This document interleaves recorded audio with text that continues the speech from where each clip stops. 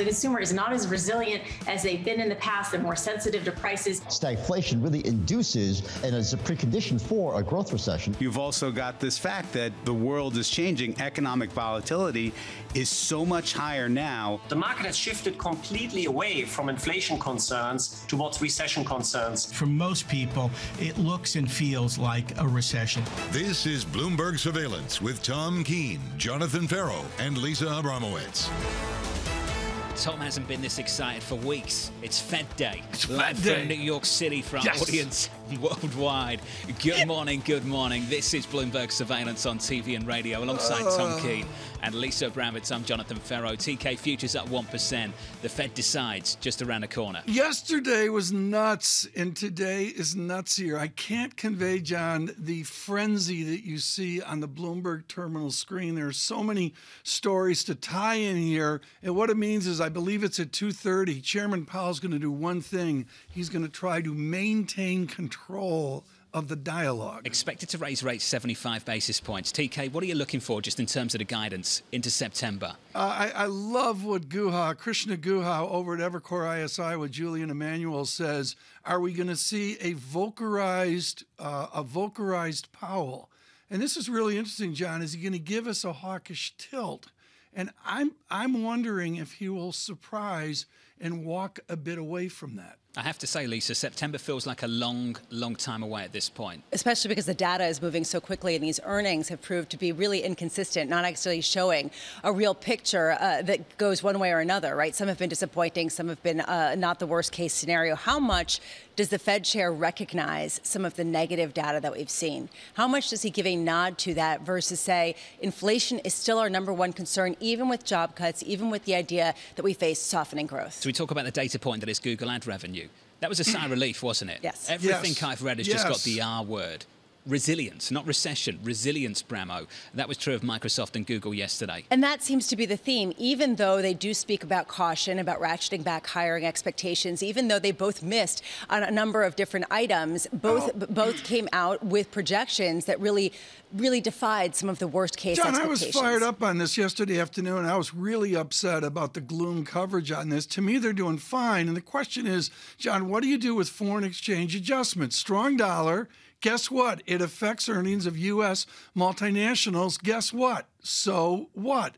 You know why there's gloom, though, Tom? There's more than just FX. You go through the Microsoft press release. Read it. It's about unfavorable foreign exchange. Then it's about extended production shutdowns in China, reductions in advertising spend, the ongoing war in Ukraine, issues with Russia. Take your pick. There are many issues there, Tom, that have yet to be resolved. And the Red Sox are in last place. I mean, there's many issues out there, John, but, you know, more than anything, I would say life goes on. These corporations are going to adjust. And you saw that yesterday. The stocks go down, OMG crises. And they bounced. And then they come back. Get over it and move on. Bramo's Mets beat the Yankees. Yeah, Aren't we going to be talking about that?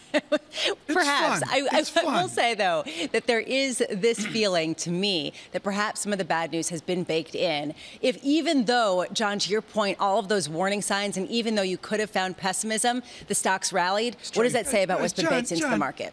This is really important. The middle class is flat on their back. The president will address that. We heard from former President Trump yesterday. Louis Vuitton came out with earnings. You know what? Basically, they're killing it. Louis Vuitton, Tom. But you knew that anyway. I don't know what you're up to, but you knew that anyway. Futures positive 0.9% on the S&P 500. On the Nasdaq 100 up by 1.4%. A sigh of relief from Google and we're off to the races. Yields just a little bit lower by a couple of basis points. You're going to be troubled today, aren't you? Yeah. I know you are. Euro dollar 101.42. Extended trouble. Slightly stronger euro in the mix here, Lisa. Euro dollar positive 0.2%. Yeah, well, today, obviously, the main event is that 2 p.m. FOMC rate decision, followed by the 2:30 p.m. press conference with Fed Chair Jay Powell. We're going to be, of course, having the Fed Decides show, which I believe Tom learned about yesterday. Guests include Mohamed El-Erian, former PIMCO Chief Executive Officer and Bloomberg Opinion, as well as Bloomberg Opinion columnist Bill Dudley and former New York Fed President, and Diane Swank of KPMG, the chief economist there. How much do we get a sense of what the Fed needs to see to back away? Is Is it weaker jobs numbers? Is it weaker just general data? Because we're already getting that. So does that concern them, or are they still full steam ahead? Earnings continue. Qualcomm, Meta, and Ford Motor after the bell. All of that coming out to give us a sense of whether perhaps what we saw of Alphabet and Microsoft, the sigh of relief, can continue. Right now, those shares are doing better, but throughout the year, they have been absolutely eviscerated. Qualcomm down 18%, Meta, Facebook, down 53%, and Ford down 40%. And also, we get a slew of economic data. And John, I'm actually particularly interested in the housing data, because what we have seen consistently is a real dramatic weakening there, especially with the sales data that we got yesterday in terms of new home sales plunging to the lowest in 2 years. Do we get an ongoing feeling of that with pending home sales, which come out at 10? That's the goal of monetary policy, isn't it, Lisa? Isn't that the objective? Okay, but how quickly is this moving? It's moving so quickly that some people are estimating that you could see 15 to 20% price drops in a number of different regions that haven't been recognized yet. At what point does that bleed into consumer confidence that has a whipsaw effect that perhaps comes quickly rather than all at once, rather than slowly as the Fed tightens? John, she can't go away. I mean, Kayleigh just can't do the gloom like Lisa. I mean, it's just, that was outstanding. I'll take a price drop here in New York any day. Whenever they're ready. Yeah, I'm not sure that's coming, Tom. No, seriously, John, what was really important is in the building permits, whatever, multifamily exploded higher versus single family. That ratio is really, really interesting, and it really signals it's going to be a renter's 2023. Joining us now is Phil Orlando, the Chief Equity Market Strategist at Federated Hermes. Phil, let's just start with the Fed a little bit later. What are you looking for? 75 basis points today. You talked about the importance of the presser at 2:30. Well, I would agree that is important. We're actually looking at Jackson Hole in exactly a month, August 26th, because what that meeting does is it provides another look at the inflation data, particularly this 9.1% nominal CPI number, which is sitting at a 41-year high. By the time we get to Jackson Hole, the Fed will have seen the July inflation data.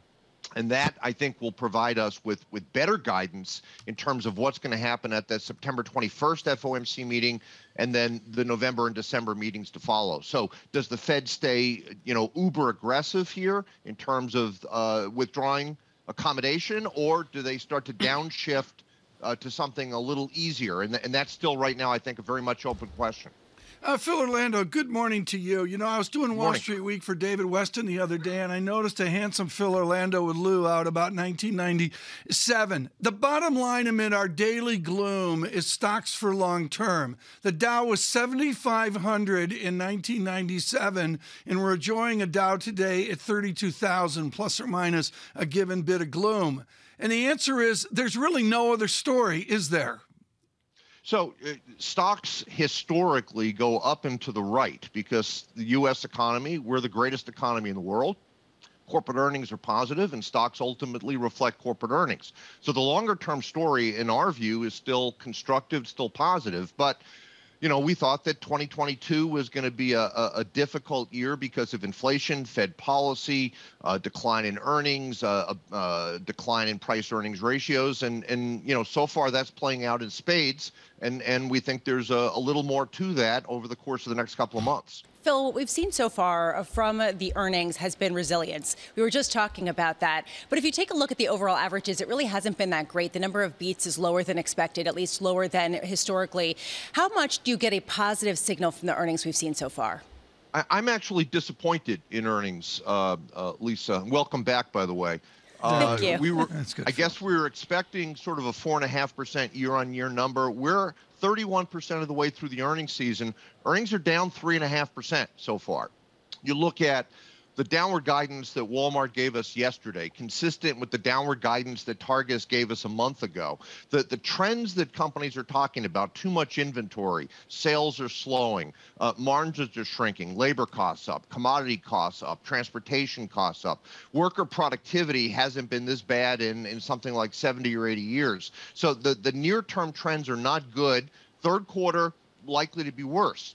So we're struggling right now, and stocks are trying to sort of reprice themselves based upon what should be lower economic growth and lower corporate earnings estimates. Phil, that was a disappointing finish, I have to say. Phil Orlando. Sorry, John. Federated Thank Hermes. you. Phil, I thought it was thank you, great. buddy. I'm disappointed. Welcome back, Bramo. Those two things seem to go hand in hand, don't they? Well, yeah, the bears seem to gravitate toward me, whereas you were people who are super bullish. You were. Looking at Alphabet this morning, the stock's up by 3.7% in the pre-market. Looking really, at that Microsoft, much? I didn't know that. We're up by 3.8% this morning. As Lisa indicated, Tom, we'll get Facebook a little bit later. Then on to tomorrow, we'll get Amazon and Apple. As you know, John, there's a brass plaque on the ground in front of the Liverpool station in London, lovely London, near the old Great Eastern Hotel. And outside it is where John Ferro and I stood at line to go to the McDonald's at Liverpool Station. The BBC, just in, John, McDonald's puts up the price of a cheeseburger in London for the first time in 14 years. This will be a more expensive lunch than it was for us years ago. Would you like to share with the audience what time that visit to McDonald's was? Or should we give that a miss? I think we should. This was the front page of the FT this morning as well, Tom, in the Financial Times. Yeah. The world's biggest consumer names announced soaring price increases. We saw that across a few companies yesterday.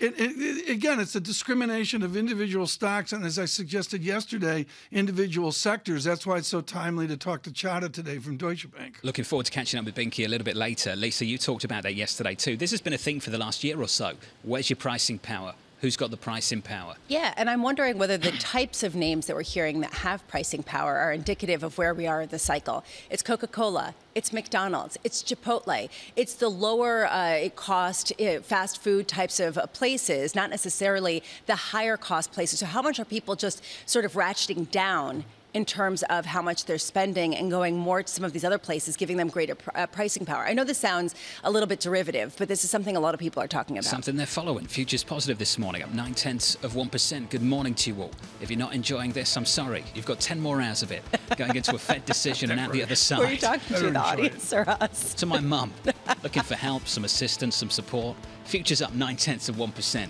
on the S&P. Yields come in a couple of basis points, 278.49 from New York. This is Bloomberg.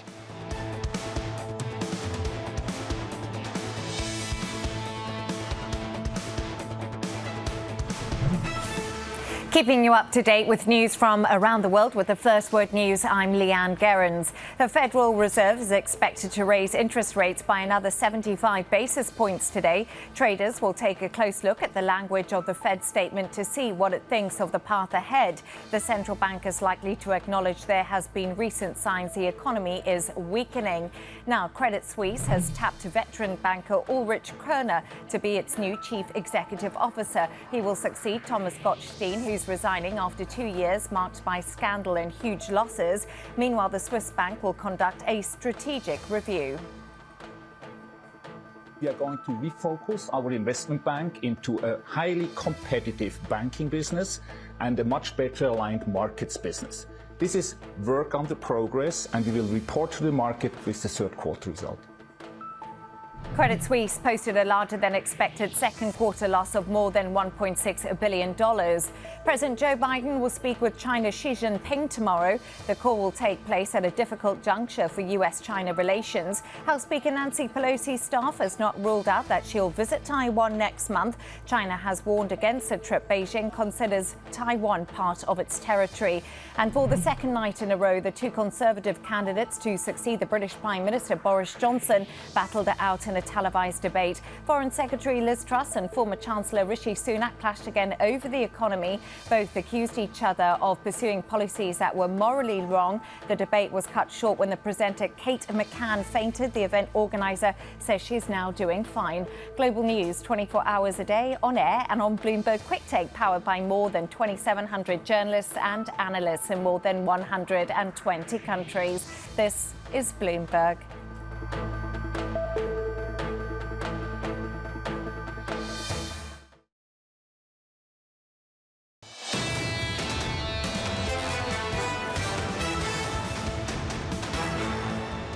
We see that there is a divergence in the economy right now between sentiment and spending behavior. We are motivated to try to bring prices down exactly because it's hitting families. Bringing gas prices down is an important part of trying to bring some relief economically and also in terms of consumers' outlook. The administration tied itself in knots ahead of the GDP report coming up on Thursday. Brian Deese there, the National Economic Council Director from New York City this morning. Good morning. Tom Keene, Lisa Abramowicz, Jonathan Ferro going into a Fed decision with futures up 0.9% on the S&P. The Nasdaq doing nicely off the back of the earnings of Microsoft and Alphabet. Nasdaq 100 futures up by 1.4%. Yields in a couple of basis points on a 10-year, Tom, 278.49. And for once, no drama in euro dollar, 101.44. Up by about 1/3 of 1%. Yeah, but with that, I would still watch currency, John. Euro Swissy is really what I'm focused on with a 0.97 handle. That's stronger Swiss franc. It's really, it's just a really interesting currency. I'm with you, Tom. I mean, the story's not over for Europe by any stretch. I think it was Goldman out in the last 24 hours who basically said recession this year in Europe. I think that's going to become base case pretty quickly.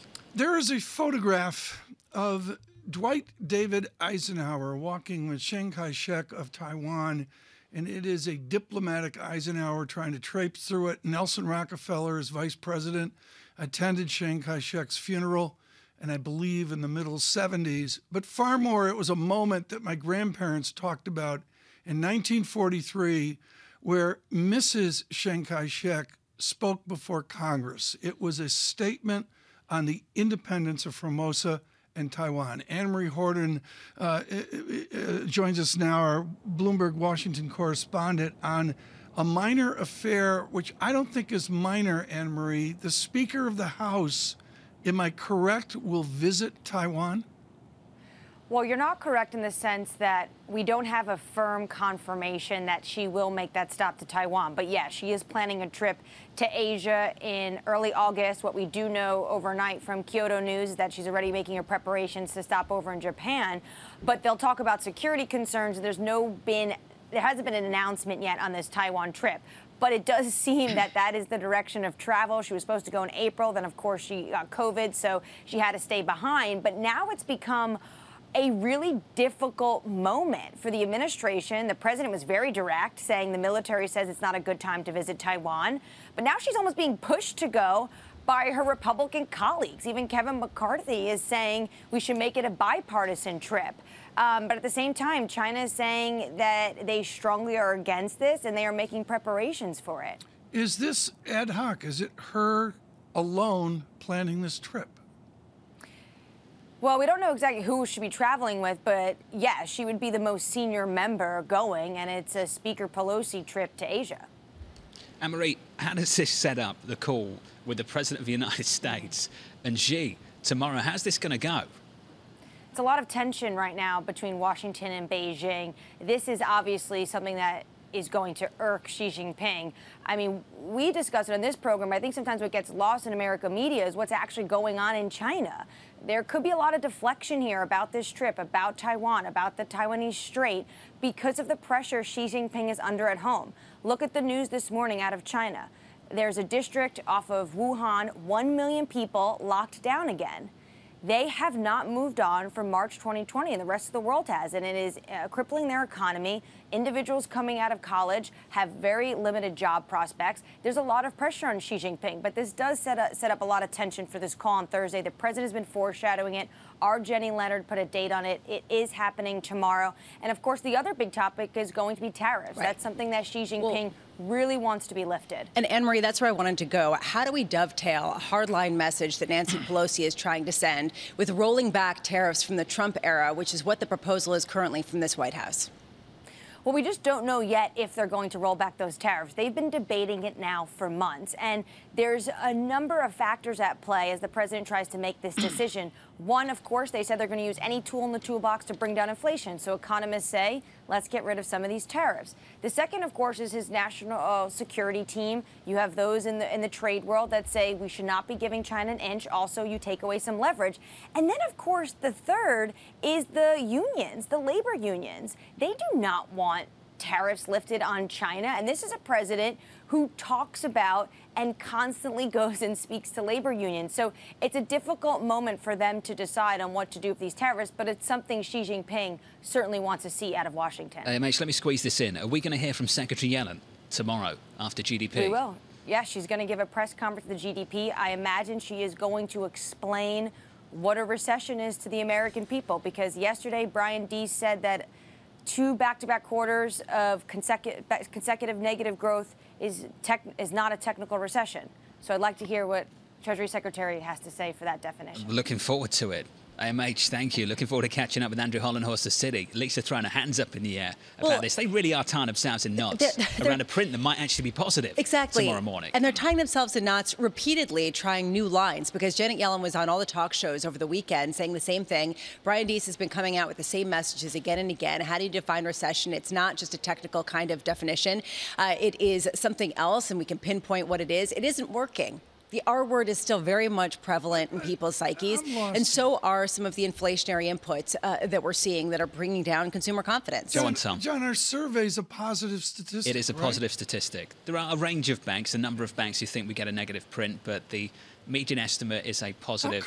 How come when I throw my hands up, you don't say anything? Well, I can't see you. The Bramo cam? Lisa's more emphatic about throwing her hands up. How often do you throw your hands up? I just hit the mic. I'm aware, That's the Tom. reason It made why you don't. a massive noise. Who are you apologising to? Roman. A Roman. Okay, sorry. that's helpful. Anything else to add here? No, I'm really looking forward to Andrew Hollenhorst, folks, on Global Good. Wall Street. This is must listen. After Anna Wong of Bloomberg Economics out Hollenhorst yesterday with a 5% terminal rate. John, that was stunning. Andrew's at 4% year end. He's Yeah. looking for 75 basis points a little bit later. He had changed that to 100, then flipped it back to 75. Futures right now up 0.8% on the S&P 500, on the Nasdaq 100 up by 1.4%. I have to say the earnings better than expected when it came to Alphabet, Google ad revenue. Everybody. Resilient, Tom. At least resilient. we're not conflating it with Shopify. If you were looking for some resilience and defensiveness from the likes of Microsoft and Alphabet in a moment like this one, I think that's what you got from those numbers yesterday, which maybe gave you a little bit more confidence. I mean, for now at least. I mean, Microsoft, they're struggling. Their free cash flow is modeled right now this year. It's $67 billion. They're struggling. I knew you'd be on a rant about this today. I knew that. They're just struggling. Apple's going to struggle whenever that is. Bramo, you're right. Triple leverage. He's all about it. Free cash flow. It is Fed Decision Day from New York. This is Bloomberg.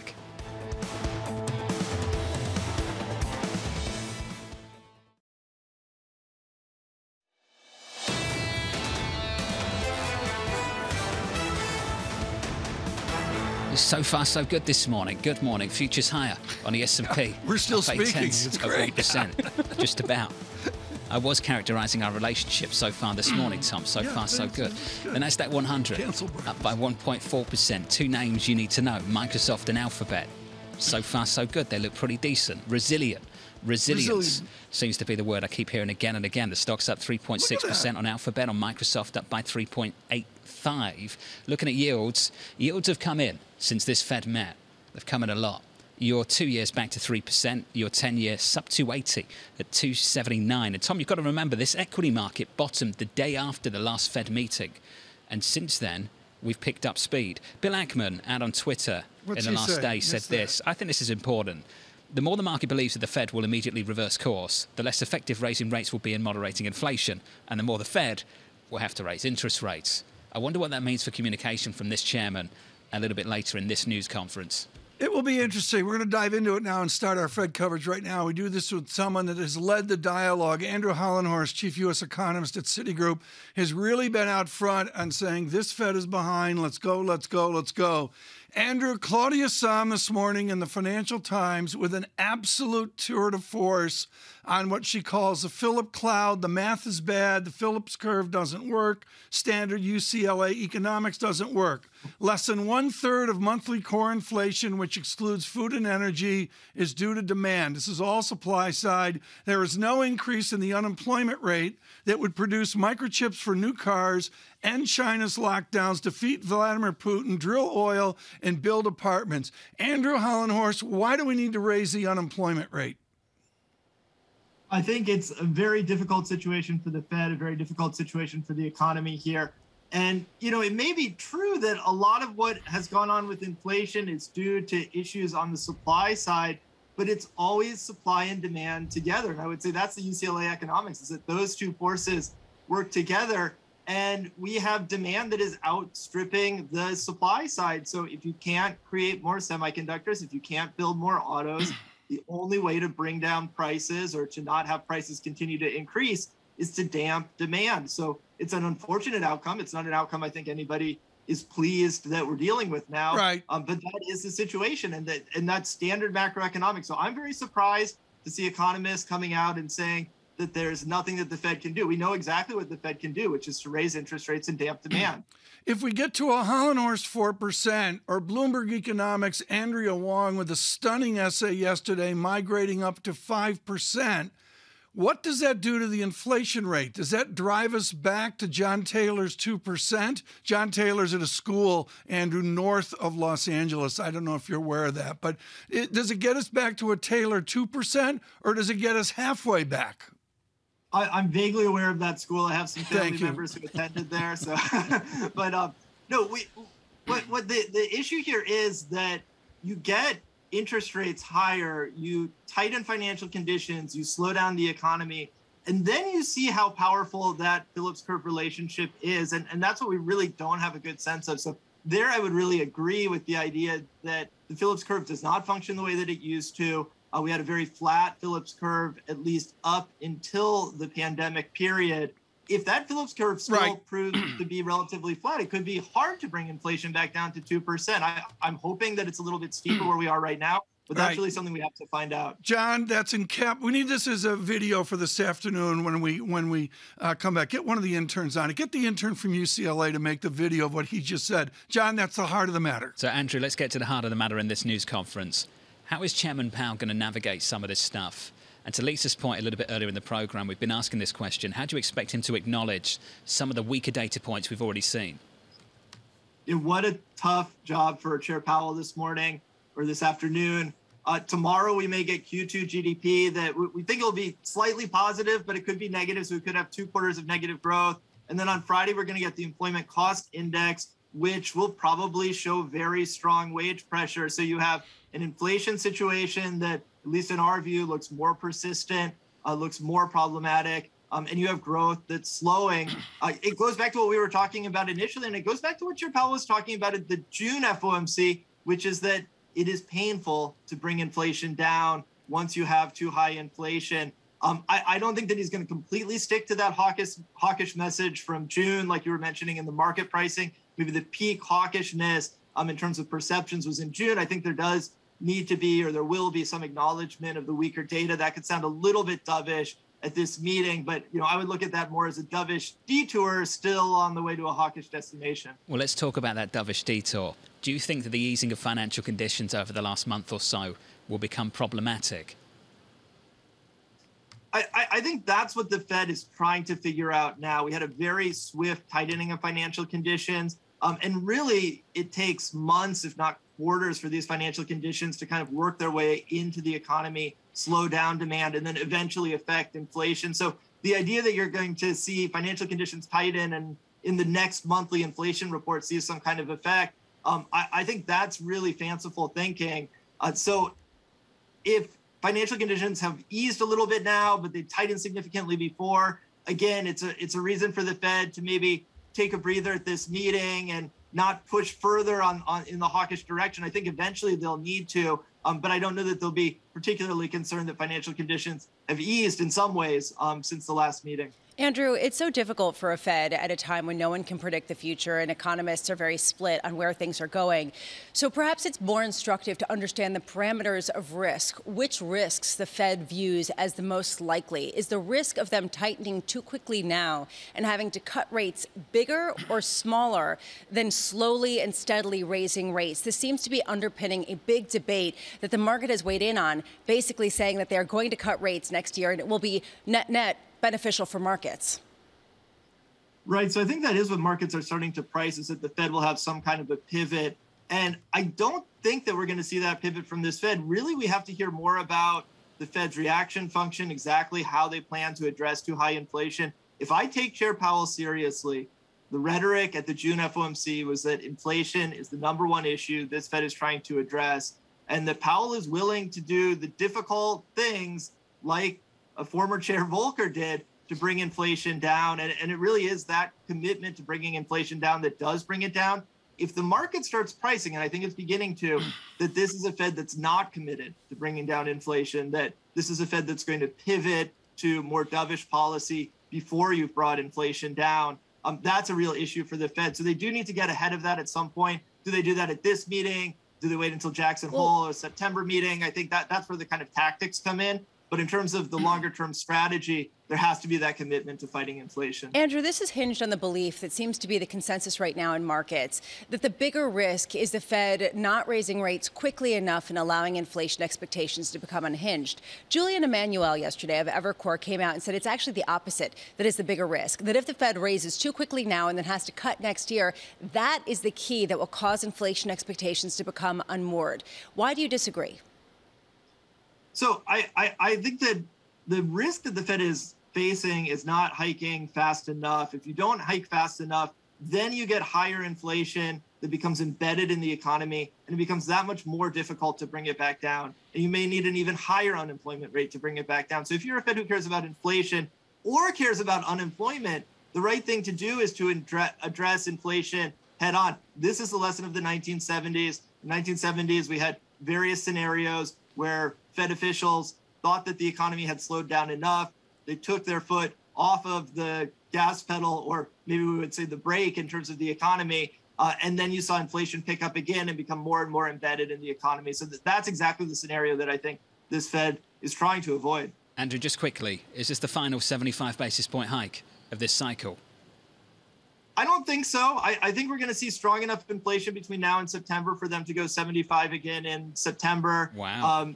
If you kind of look at where the Fed wants to get to, I think it's still significantly higher from here. So another 75 wouldn't surprise me. Interesting. Andrew, awesome to catch up, buddy. As always, Andrew Hollenhorst, the City. That September call, that's where the tension is right now for September. Ian Shepherdson at Pantheon, good friend of this program, good friend of ours. Yes, friend.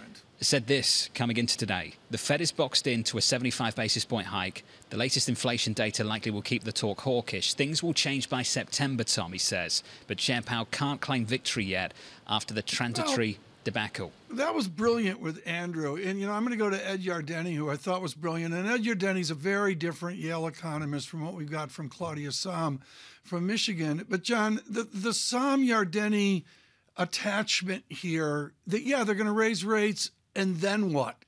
And both of them are saying they're restricted from crushing this economy in their own ways. Well, Tom, do you think there's a little bit of politics baked into some of the analysis? There? Always. There always is. I think Senator Warren was saying the same thing in the Wall Street Journal. Yeah, earlier this week. I think it's naive to think there isn't politics. Are we going to say the Fed is the fall guy for this cycle if we have a recession? Well, always you're going to do that. But, John, I'm going to be honest. The British do this way, way better than the Americans, where I think in Britain there's an overt politics within Bank of England discussion, including a foreigner sitting on the board, which is really cool. I think it's very cool as well. Catherine Mann's turned out to be quite hawkish, Tom. Yeah, but we don't do that. We're like, there's no politics involved. Baloney. There's politics I'm not involved. sure if anyone believes that after the debacle, Lisa, of the last 12 months. Yeah, but there are two debates here. There's two sides to this story that I think are interesting. And the politics is definitely, they're very much there, and a lot of people talk about it.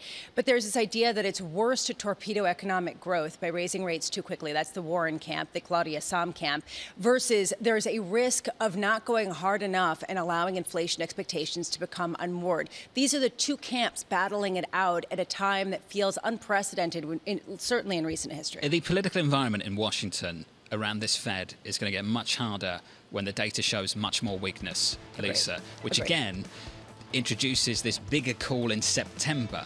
The braver decision is in September to go again, right? Well, and then they have to make the argument about entrenched inflation expectations because there's going to be weakness. And try doing that if we start to see the weakness in the labour market. Exactly. And to Tom's point, that's when the big challenge comes about for this Fed. Futures up 0.9% on the S&P from New York City this morning. Good morning.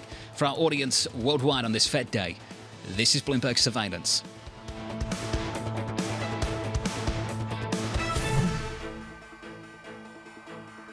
Keeping you up to date with news from around the world with the First Word News, I'm Leanne Gerrans. Bloomberg has learned that the Justice Department is using a grand jury to investigate efforts by former President Donald Trump and his aides to overturn the election. The focus is on creating fake electors and pressuring former Vice President Mike Pence to refuse to certify the Biden victory. No comment yet from the Trump camp. Bloomberg has learned that Senate Majority Leader Chuck Schumer has told donors he doesn't think there are enough votes in the Senate to pass a big tech antitrust bill. The measure is designed to pare back the power of companies such as Apple's Amazon and Alphabet. Still, the bill's co-sponsors have maintained they do have enough votes for passage.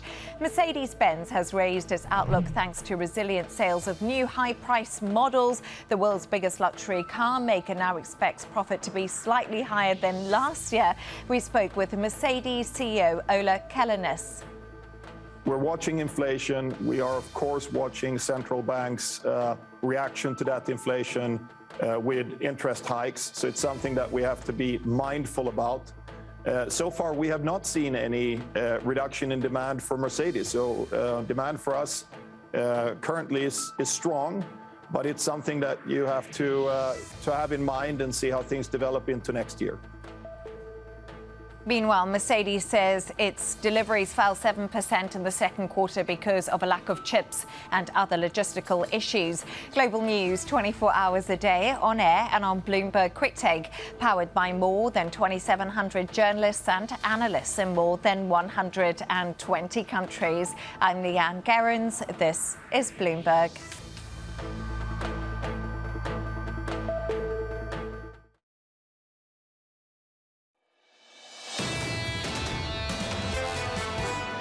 A lot of the challenge that we have now is that the Federal Reserve's monetary policy is late in the face of the tremendous fiscal stimulus. They should have begun shrinking the balance sheet in 2020. They should have come off zero. I think we should focus on price stability at the Fed. I think that should be their core mission. It was French Hill, the congressman from Arkansas, from New York City this morning. Good morning. Looking forward to our Fed coverage a little bit later. Starts around 1:30 Eastern time. The decision at 2 o'clock. And then on to 2:30, we'll hear from Chairman Powell in his news conference. Futures right now, positive 8 or 9% on the S&P 500. On the Nasdaq 100, up by 1.4%. Helped out, assisted by numbers from Alphabet and Microsoft. Those two names up by around about 3%. I'm with you, Tom. I'll call it Alphabet for them. I just won't call Facebook Meta. I'm never going to call it Alphabet. For Zuckerberg. The I just can't. Meta. Company. What's that? No. Yields down a basis point, Tom. Your 10-year.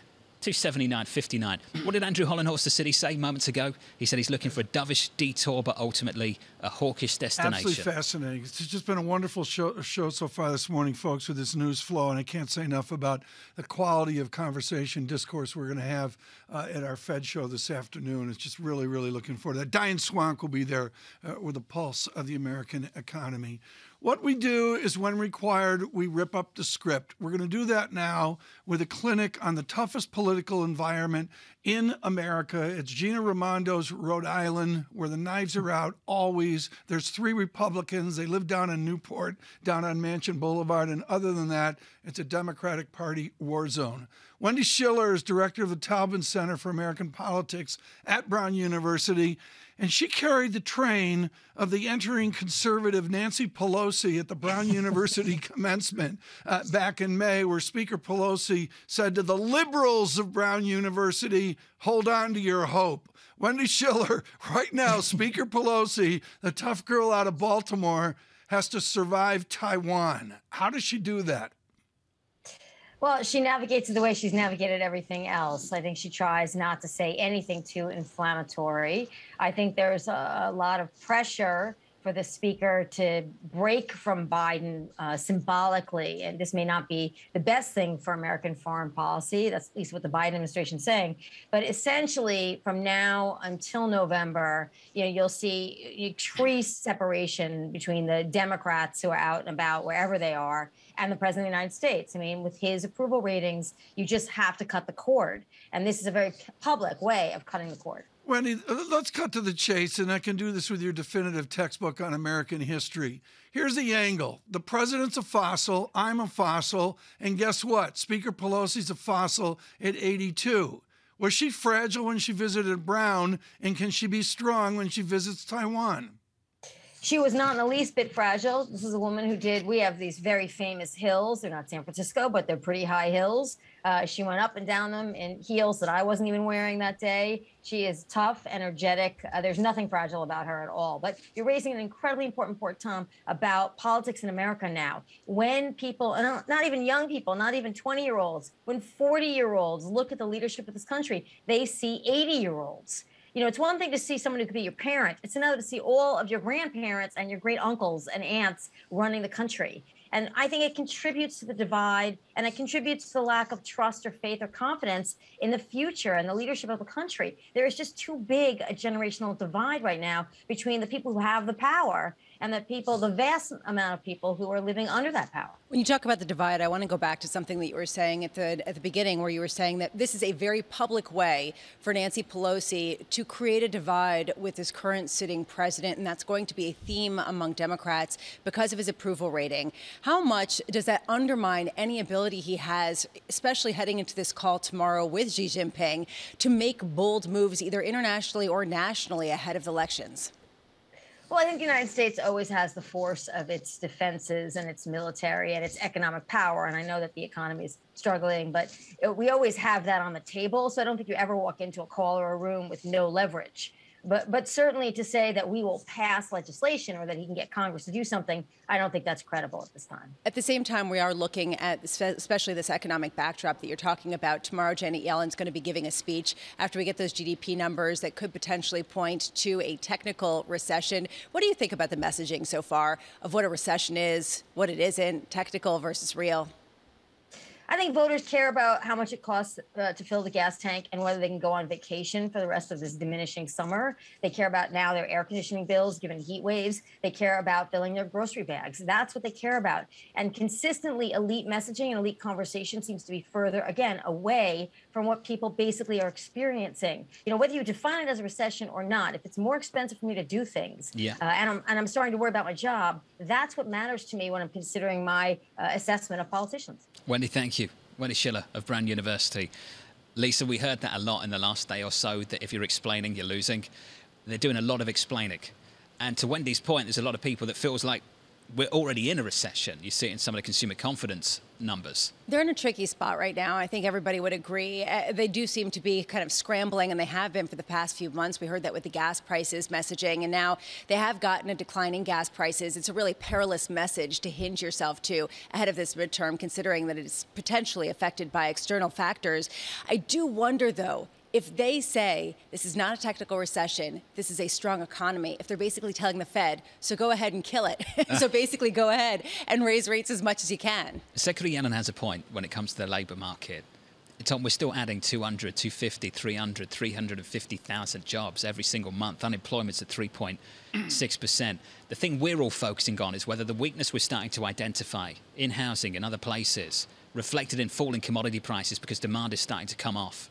On gasoline, for instance, another example, whether that starts to bleed into the labour market. Does it start with hiring intentions? We see it from some big companies. And does it start to bleed out into overall job cuts, Tom? We're not there in the job market. We need to see that within the labor reports, the two reports that we see at the beginning of each month. And to be blunt, the first week of August is going to be really interesting.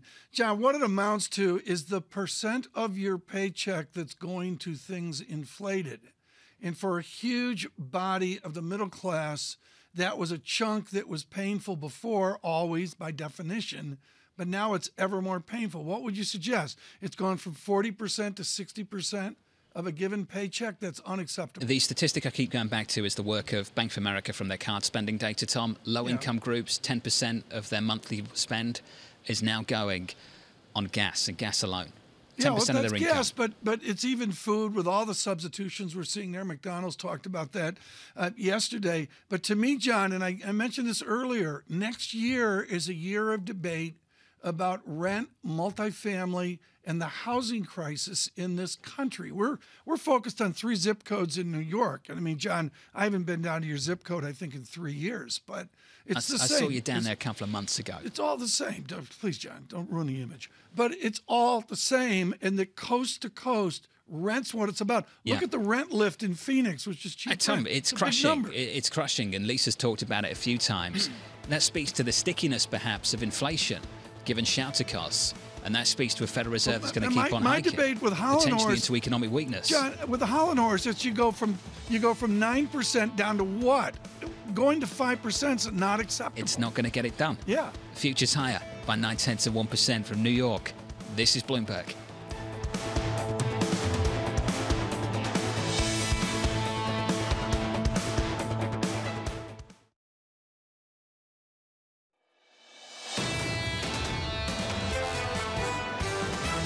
The consumer is not as resilient as they've been in the past. They're more sensitive to prices. Stagflation really induces and is a precondition for a growth recession. You've also got this fact that the world is changing. Economic volatility is so much higher now. The market has shifted completely away from inflation concerns towards recession concerns. For most people, it looks and feels like a recession. This is Bloomberg Surveillance with Tom Keene, Jonathan Ferro, and Lisa Abramowicz. Here comes another Fed rate hike from New York City this morning. Good morning for our audience worldwide. This is Bloomberg Surveillance live on TV and radio alongside Tom Keene and Lisa Abramowicz. I'm Jonathan Ferro. Futures positive, TK up 0.9%. We look for another 75. Yeah, Wall earnings coming out right now. Bristol-Myers Squibb, ADP as well. And John, all it comes down to is it's better than good. I think Binky Chadha will give us wonderful color on this in a moment. You see it with Google, Microsoft, World coming to an end at what, 4:15 yesterday, 4:20, and you get to the morning and guess what, they're up. I'm not going to get that excited. I'm going to call it a sigh of relief, Tom. I think others are too. Okay. Maybe signs of resilience, given what we've seen in other names coming into this earnings season. Well, but, I think this wraps around what Chairman Powell's going to have to say today, which is, we're getting along. Are we in a crisis as we try to bring inflation down? And this debate we're having this morning on the show, I think, is just fabulous. It leads to that press conference. There are things that are happening, Lisa, that I imagine this Fed wants to see, which is maybe job openings start to come down, hiring intentions adapt, a little bit more demand come out of the labour market. We all wanted to see an adjustment in the housing sector. We're seeing that. Gasoline prices lower. Are we ticking boxes? And do those issues get bigger in a way that maybe the outcomes are undesirable? The problem is that the market goes ahead of the Fed so much further than perhaps the Fed would like. And at this point, yes, perhaps we're ticking boxes now and perhaps it feels controlled, but it can happen in a somewhat sudden fashion that all of a sudden the market does turn and all of a sudden the economy turns and the Fed finds itself too tight. How much do they talk about this being a desirable outcome versus a weakening at a time when there are signs that certain aspects of inflation are softening, i.e. Walmart, with that retail inventory glut having to price it down? It goes to the question you asked earlier this morning. We've been asking it a few times over the last week or so. How do they acknowledge the weakness we're seeing in this news conference, and how does that tee us up for September? I think that they're probably going to look at the weakness that we're seeing, and they're going to say, this is what we need to be seeing, but that inflation is still there, and that needs to be what we combat. They have to continue with that tone. At what point, and this is, I think, what people are going to be gaming out after this Fed meeting, at what point does the conversation change to how much does the unemployment rate have to rise, how much do the jobless claims have to rise before the Fed starts to really talk about the labor market mandate as well? And is it rising when they get to September? That's one to look for. If you're looking for Alphabet, we are higher by 3.7%. Microsoft doing well in the pre-market as well. Futures higher by 0.8% on the S&P 500. On the Nasdaq 100 higher too by 1.4%. Yields in just a basis point or so, 279.40. The euro showing a little bit of strength. Euro dollar positive 0.4%. And crude, Lisa, back to a 96 handle on WTI. Yeah, that's really been one major market. And I will just note that natural gas prices over in Europe have surged to record highs. So that, of course, is the backdrop, as we've been talking about throughout the morning, with a weaker Europe. Interesting that the euro is rallying a bit. Today, here's what I'm looking at. 10 a.m., we get June pending home sales. This has been one area of absolute devastation. If you look at how much the volumes have dropped, plummeted in the home sales transaction data. Yesterday, we got new home sales plunging to the lowest levels going back 2 years. At what point do we see an ongoing weakening here that is not yet reflected in prices, may take a while to go into rents, but highlights how quickly this market is responding to what the Fed is doing? 2 p.m., we get the FOMC rate decision, followed by a 2:30 p.m. press conference. We get to speak with so many wonderful guests for the Fed special, which will start at 1:30 p.m.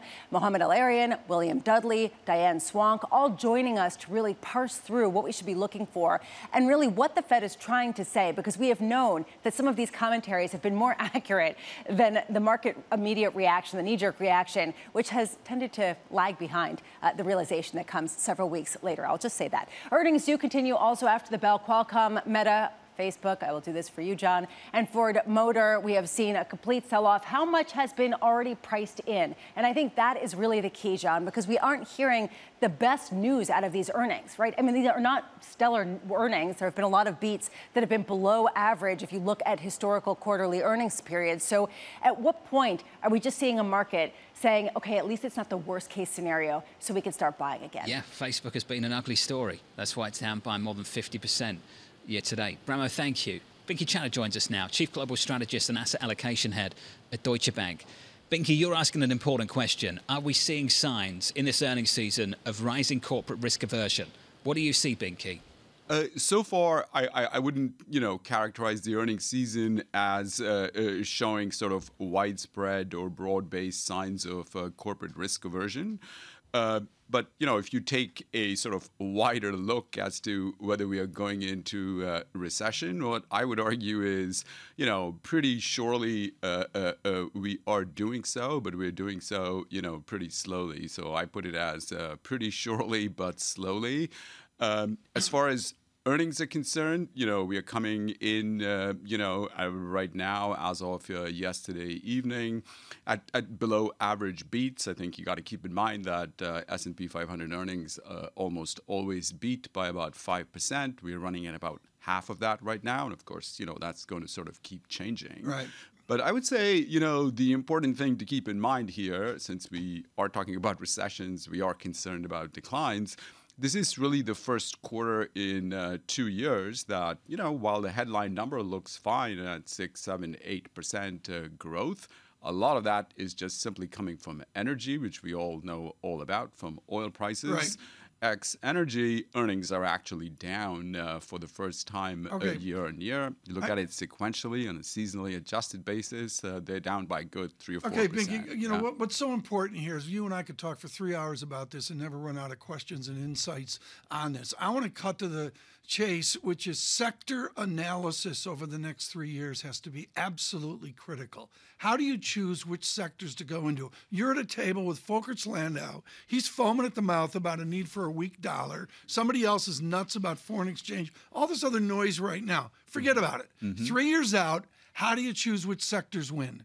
So I think you have to play the sectors according to, your view on where you are in the cycle and where we are basically going. I would argue the probabilities of recession have gone up, and there's little choice but to be long the So what's your defensives. overweight sector right now? So it would be staples in the healthcare on the view that, we are basically United going Healthcare down. has a drawdown of 2%. Nobody knows that. Gloom, gloom, gloom, gloom, gloom. And a Dow component. John, it's a Dow component. Remember that. United Healthcare's down 2%.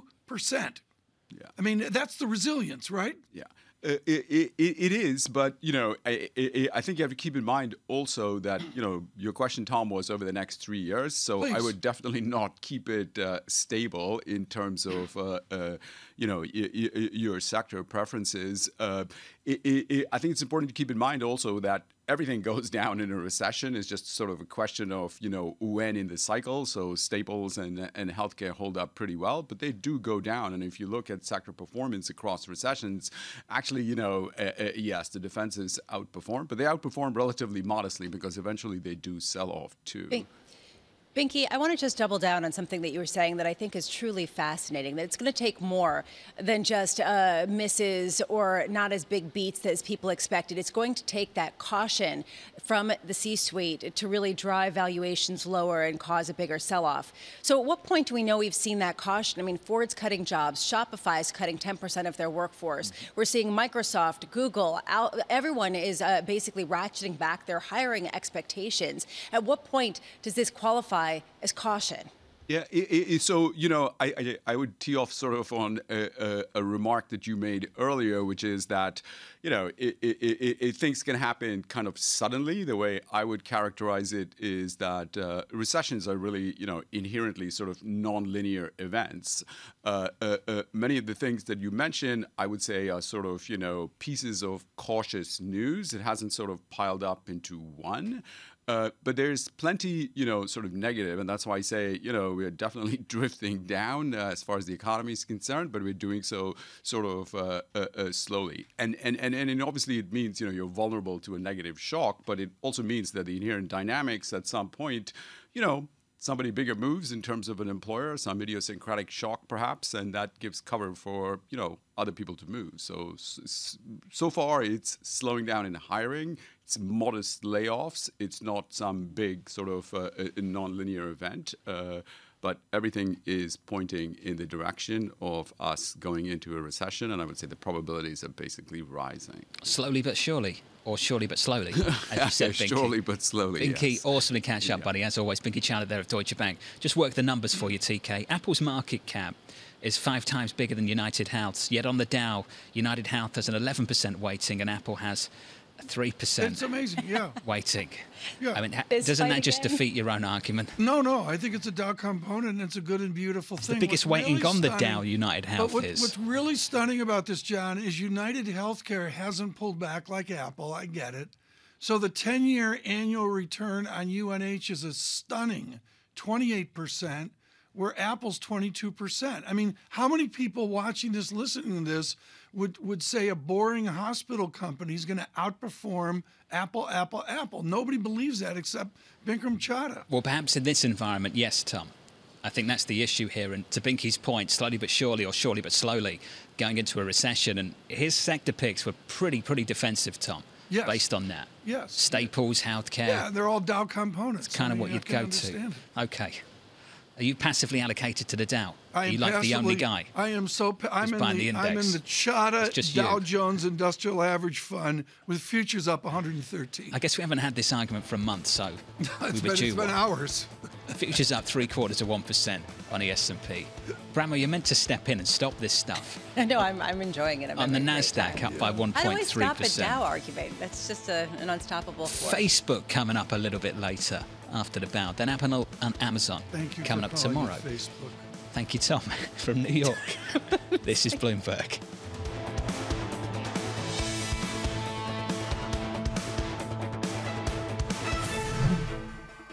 Keeping you up to date with news from around the world with the First Word News, I'm Leanne Gerrans. The Federal Reserve is expected to raise interest rates by another 75 basis points today.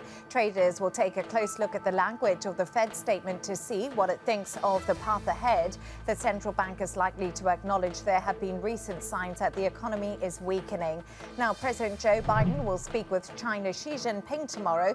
The call will take place at a difficult juncture for U.S.-China relations. House Speaker Nancy Pelosi's staff has not ruled out that she will visit Taiwan next month. China has warned against a trip. Beijing considers Taiwan part of its territory. The first Chinese city to impose a coronavirus lockdown has now imposed another one. Wuhan has locked down a district of almost 1 million people on the outskirts of the city after 4 cases were found. People have been told to stay in their homes, and public transport has now been stopped. For the second night in a row, the 2 Conservative candidates to succeed British Prime Minister Boris Johnson battled it out in a televised debate. Foreign Secretary Liz Truss and former Chancellor Rishi Sunak clashed again over the economy. Both accused each other of pursuing policies that are morally wrong. The debate was cut short when the moderator fainted. The debate organizer says she is now fine. And Credit Suisse has tapped a veteran banker Ulrich Kerner to be its new chief executive officer. The Swiss bank also said it will conduct a strategic review of its investment bank and other businesses. Kerner is the head of Credit Suisse's asset management unit. He will succeed Thomas Gottstein, who's resigning after 2 years marked by scandal and also huge losses. Global news 24 hours a day, on air and on Bloomberg Quick Take, powered by more than 2,700 journalists and analysts in more than 120 countries. This is Bloomberg.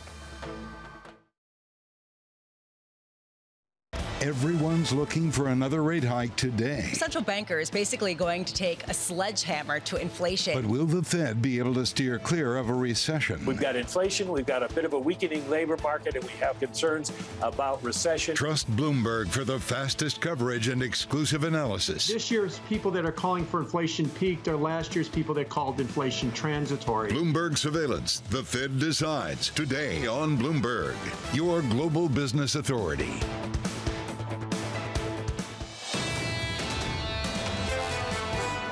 You got the job market very strong. You've got inflation still running hot, and yet at the same time, you've got GDP growth stalling out. And so the Fed's got to figure out how hard to step on the brake to weigh off how hot the economy is. And that's a messy proposition. Messy is the right word. That was Austin Goolsbee there, the former chairman of the Council of Economic Advisors, on this Fed decision day with Tom Keene and Lisa Abramowicz. I'm Jonathan Ferro. Equity futures look like this. Positive by 0.8% on the S&P, on the Nasdaq 100 up by 1.3%. Yields unchanged, 279.77 on a 10-year. Euro-dollar. Euro showing some strength. Euro-dollar 101.66. Our attention right now on President Xi, Tom. He's delivering a speech to local government officials. Some reporting out of China saying that Xi is saying the party Congress is to plan a major task for the next 5 years, that the challenges that China faces are more complicated than before. Bit of tension, of course, bubbling away between the US and China, always is, over Speaker Pelosi's potential visit to Taiwan. Tom, this from Mitch McConnell, the Senate Minority Leader. He basically said Pelosi not going to Taiwan would hand China a victory. So now there's this pressure coming from the other side of the aisle about the speaker actually going. Complex is the word, Tom. The headline here is it's July 20 Fed Day, and the answer is she's scheduled for August at some point, and maybe her travel agent will amend that in some face-saving form. We'll have to see on that. To this Fed meeting today, and Axios featuring it this morning, the divide of the middle class in this country from the haves. We speak to Anne-Marie Horton, one of the haves, our Bloomberg Washington correspondent, on the great middle class. Anne-Marie, the Pew Research people showed a poll ages ago, Romney Obama, I think, which was the massive divide in policy of the haves, the wealthy, and the have-nots. Right now, the have-nots, we all agree, are getting absolutely crushed by a set of inflations. Does your Washington know there's a middle class out there somewhere? Well, I think both sides are trying to talk to the middle class, right? They all say that they have the better policies, especially ahead of the midterm elections, to try to make sure they can rejuvenate and reboost the middle class. But it is true, there is this bigger socioeconomic divide. And you really saw it during COVID, that just grew larger and larger, right? Those that have investments in the stock market or have good jobs, they were saving even more. Their wealth just was rising, while there was others that were losing their jobs, didn't have a lot of money in the stock market, and really struggling. And now what you have is that inflation hits everyone, right? Everyone feels price pressures and inflations, and they see it going up. But it obviously hurts lower income individuals in the middle class much more. Is it like a Bush of long ago saying it's the economy, stupid? Is this time around none of this matters because it's crime, stupid? I mean, is that how odd it is in a debate with the middle class of the haves inside the Beltway? Well, if you look at poll after poll, it's inflation that continues to be the top of voters' minds. So, yeah, in terms of Carville's "It's economy stupid," it's the fact that individuals usually go to the polls depending on where they are in terms of their grocery list, gas prices, et cetera. And we've seen the administration come out. Just last night, the vice president came out talking about how gas prices are now lower. And I think today the AAA average is $4.30. But this election is also going to be interesting because I think there is another issue at hand that the Democrats are really going to push forward as we get closer to November, and that will affect women. That's, of course, women's reproductive rights. I want to focus on Anne-Marie on the gas issue, especially because we heard a new proposal out of the White House to potentially offer some guaranteed purchases of gasoline, of crude later on as they do release some of the reserves now, basically guaranteeing demand for a lot of the big oil companies later so that they increase production now to incentivize them. How do people respond to the nuancing of some of the tools that this White House is using to try to combat gas prices over the longer term? I think the majority of Americans don't really care about how it's happening, right? What levers are you pulling? Who is increasing production? Is it the Kingdom? Is it Houston? Is it coming out of the SPR? They just want to see the ticker price go down. I think that is broadly how Americans feel. But of course, it's a difficult one for the administration because at the same time, They do want more natural gas production, obviously more oil production coming out of the United States. They want to see it coming out of the rest of the world. They want to make sure Russian oil stays on the market. That's why they're trying to negotiate this price cap. But they also are pushing a clean agenda. And it's very hard sometimes to get these oil and gas producers to want to sign up for infrastructure that takes 5, 10, 15 years of investment, when what they're saying is we need your oil today, but we really don't want it in the future. Anne-Marie, how did this whole thing around explaining what is and what isn't a recession begin? How did this start? So I think this started when a few days ago, the White House posted a blog on their website discussing what a recession is. There's clearly some nervousness, I think you could say the least, within the White House and the Treasury, very close to me as well, about if we get a negative GDP print, what people are going to say is we are in a, quote, technical recession. That's not the definition in a sense, but you have not seen a recession before in the United States without back-to-back consecutive quarters of negative growth. So I think what they're worried about is how this is going to be talked about in the press and the media. We already see, if you do a Bloomberg terminal search, on the rise, the word recession is in the media. So they are trying to come out and talk about it and get ahead of potentially bad news. But the issue and the risk they have is they might have dug themselves a hole now, because now only thing people are talking about is if we're going to be in a recession, are we already in one, and what is the definition of it? We're talking about it now because they're talking about it. AMH. Exactly. Down in DC, Anne-Marie, thank you. Nomura's looking for a negative print tomorrow. Credit Suisse is looking for a negative print tomorrow. Bloomberg Economics is looking for a negative print tomorrow. Deutsche Bank is, UBS is. Can keep going through the names. TD, Moody's, Pantheon, Bank of America, Visa. It's a lot of names looking for it, Tom. The median estimate, though, still is just about a positive print. But there are some names out there looking for it. Yeah, and it's going to be the makeup of it. I'm going to really look at what the pros are looking at, which is the domestic final sales dynamic, always important.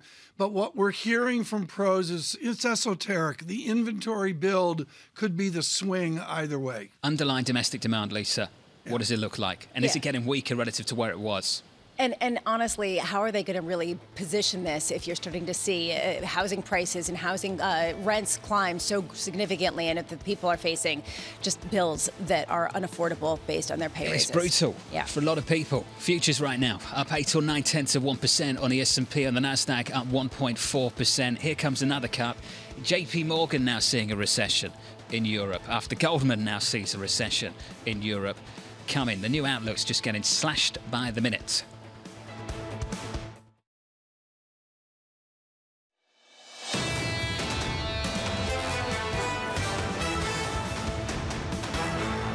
This equity market bottomed the day after the Fed last met. We've rallied ever since. We're rallying this morning. We've got a bounce again, up 0.8% on the S&P. Your words, not mine, Tom.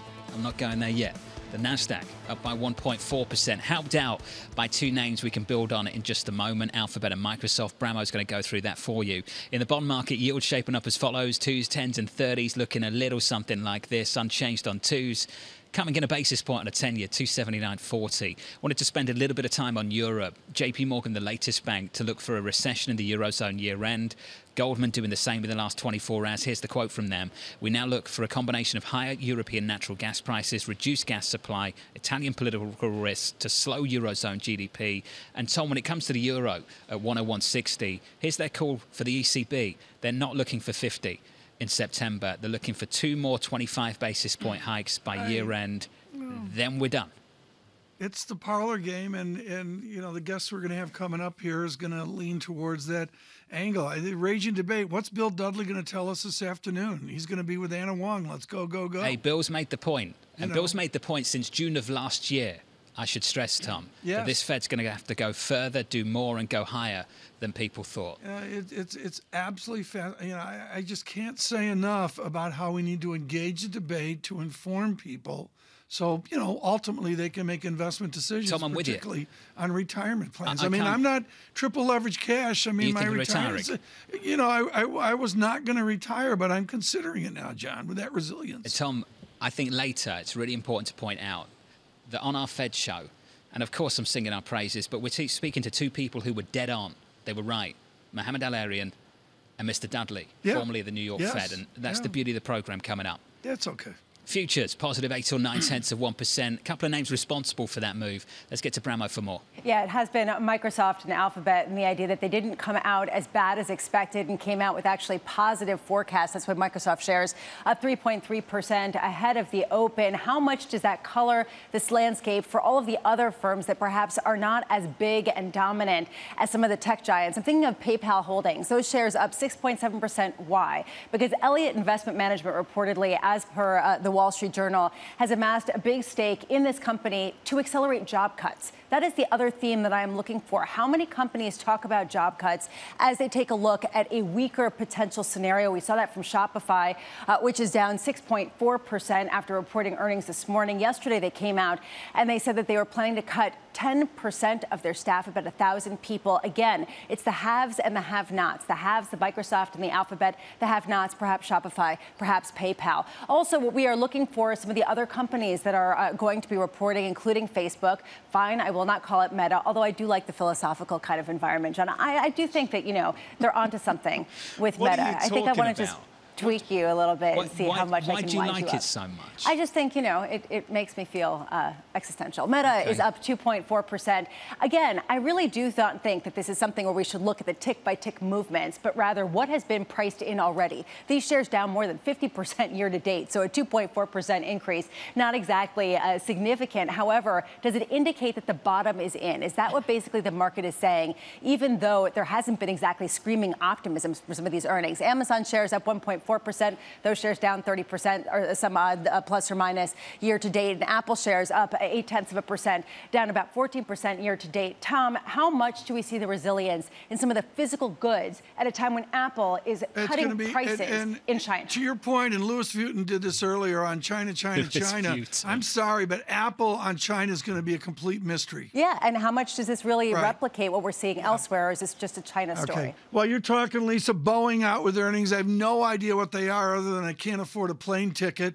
787 chat, 737 max chat, positive opera free cash flow. They're all about free cash flow. I remind campers that Boeing, from the miserability of pre-pandemic, is down 64%.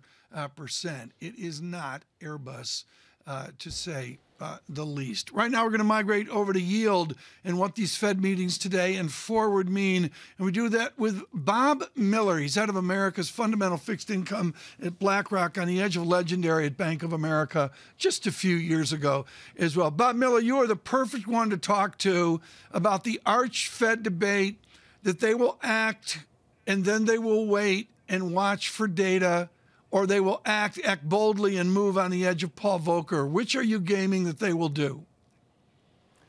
So today, Tom, I think Chair Powell is going to try to thread the needle between the two, but probably ultimately lean toward the Volcker, slightly more hawkish, only because I think it's too soon for them to tilt the message in a way that would be interpreted as dovish and provide more relief to financial markets. Bob, do you think that it's coming? I do think it's coming. It's just not today. Bob, do you think that it's realistic to be pricing in rate cuts as soon as next year? Well, remember, the market's pricing 75 today and plus another 100 by the end of the year. And then it has 50 to 60 basis points of rate hikes later in 23. I think that's way too clever to think that we're going to actually go all the way to 3.5 and then be at 3 or slightly below 3 by the end of the year. I think it's much more likely that either we don't get to 3.5 and the Fed stops sooner, but doesn't have to cut, or they have to go beyond 3.5 because inflation just proves wildly more persistent, and not only are there no cuts, there are more hikes in the second half of 23.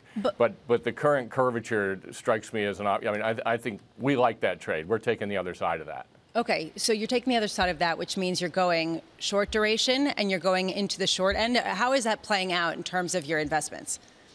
Well, it means that we're actually we've got that steepener on. We're long the very front end of 23 that's implying a 3.5% terminal rate, and we're short the back end that's implying those cuts that you referred to.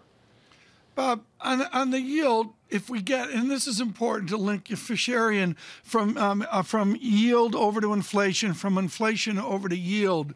If inflation comes in and we go 9, 8, 7, maybe we get down to 6 or 5, and we stop, what does that do to the total return of fixed income?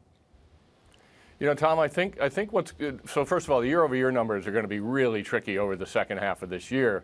There are some base effects that actually push them up over the next, in 3 to 4 months down the road, not continuing to push them lower as we saw in the spring or began to see in the spring. So, we've had this view, and I think this persists. What the Fed will be looking at, in our opinion, and what I think the market will be reacting to is kind of take the 1, 2, or 3 month annualized run rate of the month-over-month prints. Now, there's been no relief on that front yet, but we do think that's coming. We think the month-over-month prints are going to decelerate into the end of the year such that core PCE, the Fed's preferred measure, will be running, let's say, on a 2-month annualized basis or 3-month annualized basis, will be running something much closer to 3% by the end of the year than the current level. So I think we're going to have to take those shorter term indicators and look, or shorter time horizon indicators and annualize them. And that's where we will either get comfortable that inflation is in fact decelerating, or we won't get comfortable, as some of your prior comments around other speakers have suggested. Bob, in the meantime, the calm technical talk as people parse through the possible Fed scenarios belies the incredible pain in bonds, certainly for the first half of the year. Then the whipsaw rally that we saw over the past month or so, you're betting against that. You're saying that you're basically seeing the long end, 10-year, 30-year Treasuries sell off in some sort of significant way. How significant could that be as we whipsaw in the other direction? So I fear I've misplaced my my steepener view, which it's a really micro steepener in the very front end of the SOFR curve. So it's not 2s, 10s, or 10s, 30s, or any of that. I actually think the Treasury curve offers modest value here. There are other places in fixed income that got to reasonable value a month ago and have since rallied in quite a bit, like U.S. high yield and some of the investment grade market.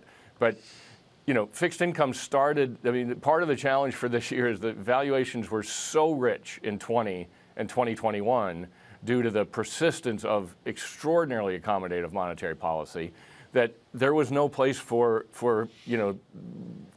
returns to go but negative, and it was just a question of how negative would they be. And now we've had this slaughter in the bond market globally and across all sectors of fixed income. But we've, at least a month ago, we got to valuations in some places that started to look reasonable to us, and we started to add. So I do think fixed income is setting up for a reasonably good 18-month ahead period if we're right about the deceleration in inflation, albeit not a rapid one, but nonetheless a persistent deceleration over the course of the next year. I think fixed income returns are going to be much, much improved. Pretty low bar, but much improved over the next 18 months. I could sense that in your voice then, Bob, at the end.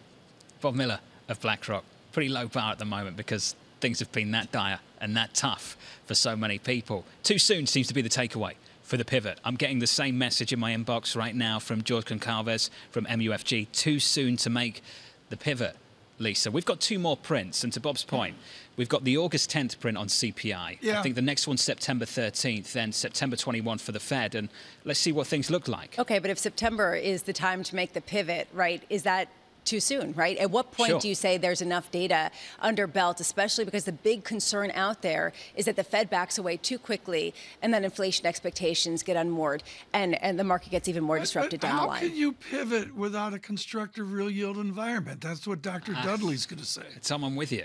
I think it's hard to make any kind of pivot. To push against Claudia Sahm, within normal finance that I learned, Finance 101. I don't think Claudia Sahm ever took a finance course, but good morning, Claudia. But John, what's important here is you got to generate some form of normative real rate. You're not going to do that with a pivot in September. We just had a really hot core month-over-month read. And we've got a headline number with a 9 handle. I don't care. I'm in triple leveraged all cash. But, pretty tough environment for the Fed to make a pause, a pivot, whatever your choice of words. Futures right now up 0.8% on the S&P and the Nasdaq, up by 1.4 on this Fed day. Good morning to you. Fed day. This is Bloomberg.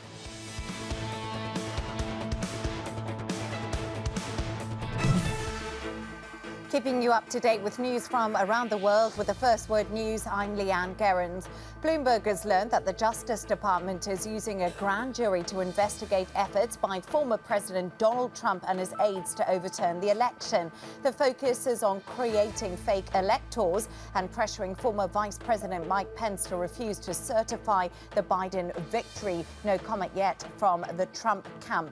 Bloomberg has learned that Senate Majority Leader Chuck Schumer has told donors he doesn't think there are enough votes in the Senate to pass a big antitrust bill. The measure is designed to pare back the power of companies such as Apple, Amazon and Alphabet. Still, the bill's co-sponsors have maintained they do have enough votes for passage. Now, Deutsche Bank warns that it will miss a cost target for the year. Plus, it says that a key profitability goal was getting harder to reach. We did talk with the CFO, James von Moltke. Look, the environment is worsening, hence our own outlook for the firm. We do see a softening of economic conditions in the second half of the year and potentially a recession, at this point a modest recession in Germany and a slowdown in Europe. So that's something we're preparing for and obviously our clients are preparing for as well. Meanwhile, Deutsche Bank did benefit from a strong performance in fixed income trading, which beat Wall Street in a volatile market. Shares of PayPal jumped in pre-market trading. Activist investor Elliott Investment Management is building a stake in the payments giant that has been firing staff and also closing offices. Bloomberg has learned that Elliott plans to push PayPal to speed up those cost cuts. Global news 24 hours a day on air and on Bloomberg Quick Take, powered by more than 2,700 journalists and analysts in more than 120 countries. This is Bloomberg.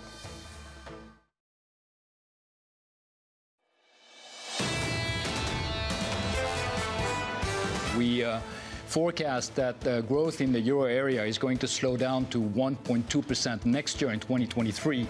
But we highlight that in case there would be a full shutdown of Russian gas flows to Europe, the downgrade could be much more severe by another 0.8 to about 2 percentage point downgrade in terms of the economic activity for the area. At this point, anything in positive territory for Europe feels like a reach. That was Pierre-Olivier Gourinchas, the chief economist of the IMF. For global GDP, the IMF has gone from 4.4%.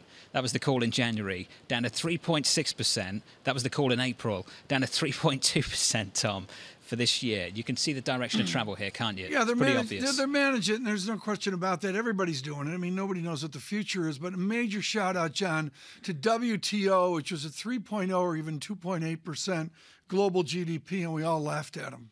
As you pointed out, Tom, they were early on it.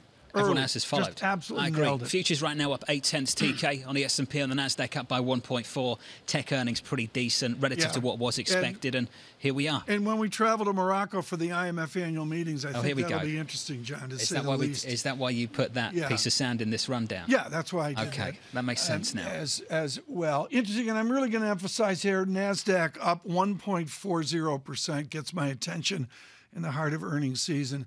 This is a joy. Regina Mayer is with KPMG. She's global head of energy, and with a much different view on energy than just trying to game out what a barrel of oil is going to be. It's on a larger sphere. And Regina, I want to go to the Pacific Rim. You had the joy of working at the Pentagon with the Supreme Allied Command of NATO and all the rest of it as well. So let's go global Pacific Rim. You're in the camp that Pacific Rim demand is one of the definitive variables here, isn't it? Yes, absolutely. Asian demand is going to continue to grow. And you're seeing that driving up short-term LNG spot prices because Asia's worried that Europe might hoard gas in the meantime because we're really worried about a cold winter and what Russia is doing to the European continent. Help me with the x-axis here. I'm at a KPMG seminar, and I'm the wise guy going, you can't give me the direction, you got to give me a timeline. Help me here with the x-axis of when Asian demand ex-COVID clicks in. Is it immediate? Is it a quarter out? Is it 3 years out? I actually don't think it's that far out. I think it's coming in the latter part of calendar year 2022. Which is why I think the temporary pullback in crude and gas prices or crude oil prices is a temporary reprieve because the basic supply and demand fundamentals haven't changed. And OPEC is producing under capacity, 3 million barrels per day, and we're about to see demand continue to go up. So I'm calling triple digits through the end of the calendar year and into 2023. Regina, let's paint this picture a little bit more, because it's pretty striking that you're saying that Chinese demand is going to come back online ex-COVID by the end of the year, at the same time that Europe could be facing a cold winter with Nord Stream 1 potentially curtailed or cut off completely based on the recent actions of Russia. How much do these two stories feed together? Does the demand for fossil fuels, crude, replacing some of the natural gas, take over and add to the demand that causes prices to rise heading into the year? Well, I think that's definitely the story that we're trying to balance, Lisa. Is we have extremely rising demand. We're actually back to pre-pandemic demand levels without China fully entering the global mobility process. And we continue to have restricted supply. And as I've talked to you all before, we can't turn on a spigot, right? There is no global spigot. And I do think we're finally realizing, and it's coming true in terms of what we're seeing in the market, that OPEC Plus does not have the extensive spare capacity that we had hoped they might have that would help us get through this. Which goes back to prices. Yeah, go ahead. Which goes back to demand destruction. And have we learned any lessons from the previous couple of months in terms of the price point that really causes that demand destruction that so many people are looking for? I was exactly just going to go to that point, because we are at the price point where we should have seen demand destruction. But because we have so much pent-up demand from a pre-COVID perspective, or during COVID, we haven't seen people stop driving, stop flying.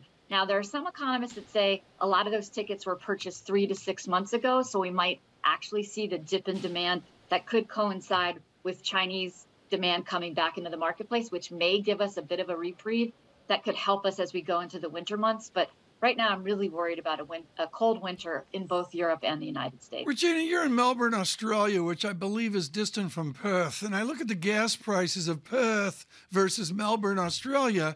And the bottom line is this is it's expensive. It's like $8, $9 a gallon for gas. How is Australia dealing with that? Yeah, I mean, I think they were calculating that it was maybe closer to 10, because I was talking about how in the U.S. we had hit record highs of $5 per gallon of gasoline, and they were saying that would be equivalent to us at 10.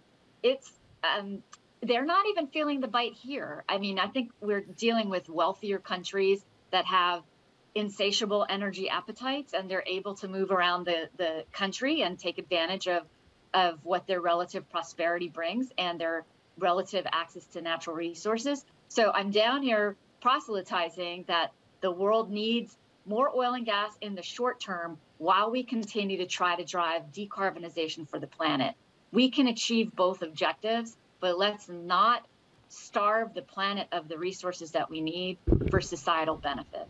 Regina Mayer, thank you, of KPMG TK. Very impressed with your knowledge of Australian geography and your pronunciation. Yeah, some of those cities too. Yeah, there's a huge distinction here between Perth, which is, I believe, on the edge of the Pacific Ocean over in the west of Australia. That's Western Australia, yeah. And Melbourne, which is like wicked urban grown Victoria. up. And the way the pros look at this is barefoot vibe versus grown up. You know, John, is the difference. Basically, Tom said Perth correctly once by someone who is Australian who told him that. So that's the reason why he mentions it. I'm aware. I've got no idea. It's a barefoot vibe. What that was about. Okay. You got to watch the snakes, but it's a barefoot vibe. Futures on the S&P up by 0.8% on the Nasdaq this morning. And good morning to you. The numbers out of Alphabet and Microsoft supportive of this move this morning, up by 1.36%. You ever been, Tom?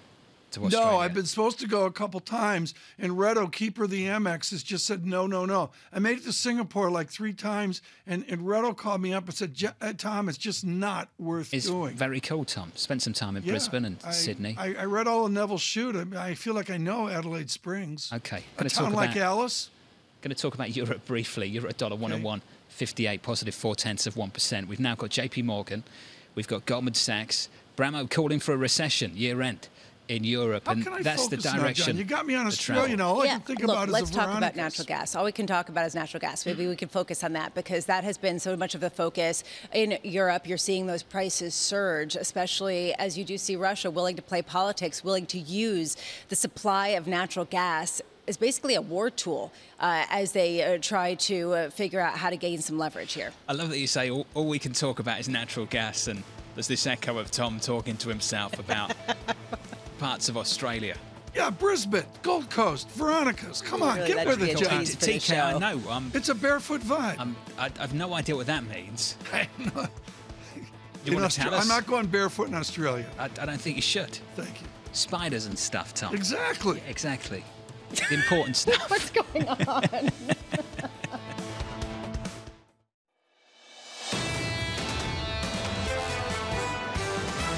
We're going to see the weakness spread into the broader economy. The market has shifted a lot to bad news is good news again. The Fed is really concentrating on the single mandate of the dual mandate, which is inflation. There's expectations the Fed could pivot in early 2023. That sounds optimistic to us. The Fed, even if it makes mistakes, has proven that it does the job.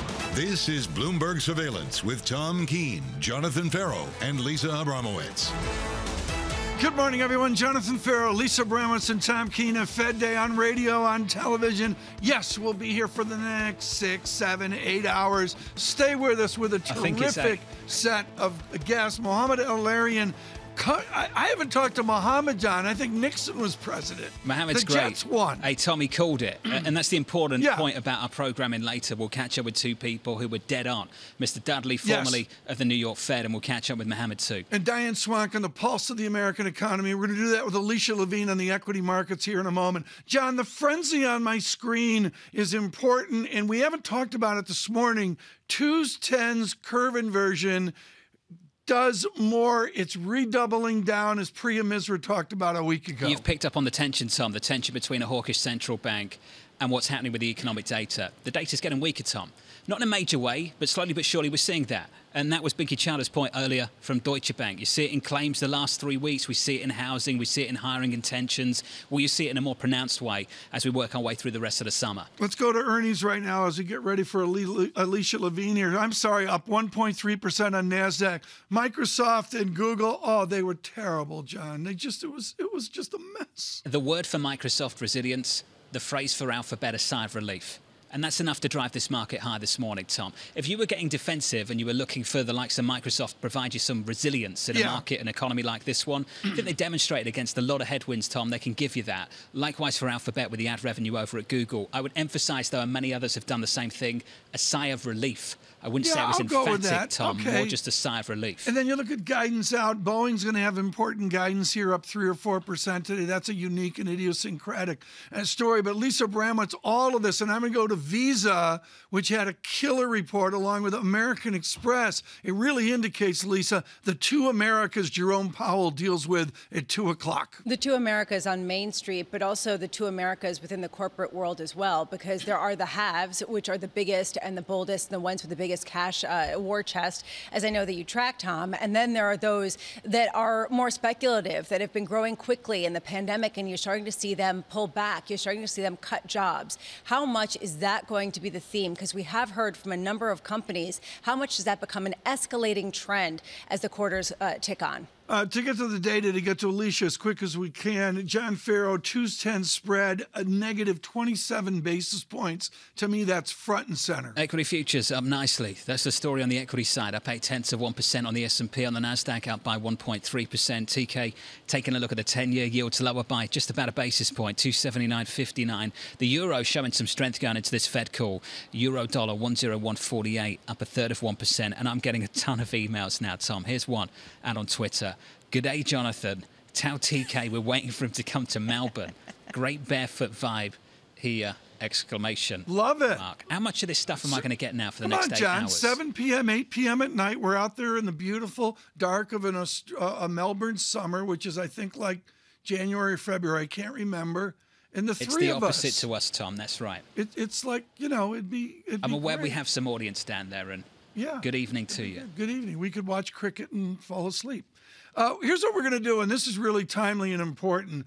Alicia Levine, she wanders by with BNY Mellon Wealth Management, head of equities and capital markets advisory. But what she understates is an absolutely prodigious mathematical foundation, which is part of her strategy forward. Alicia, with the mathematics of the moment, Are there smooth curves and glide paths for someone with a 3-year perspective?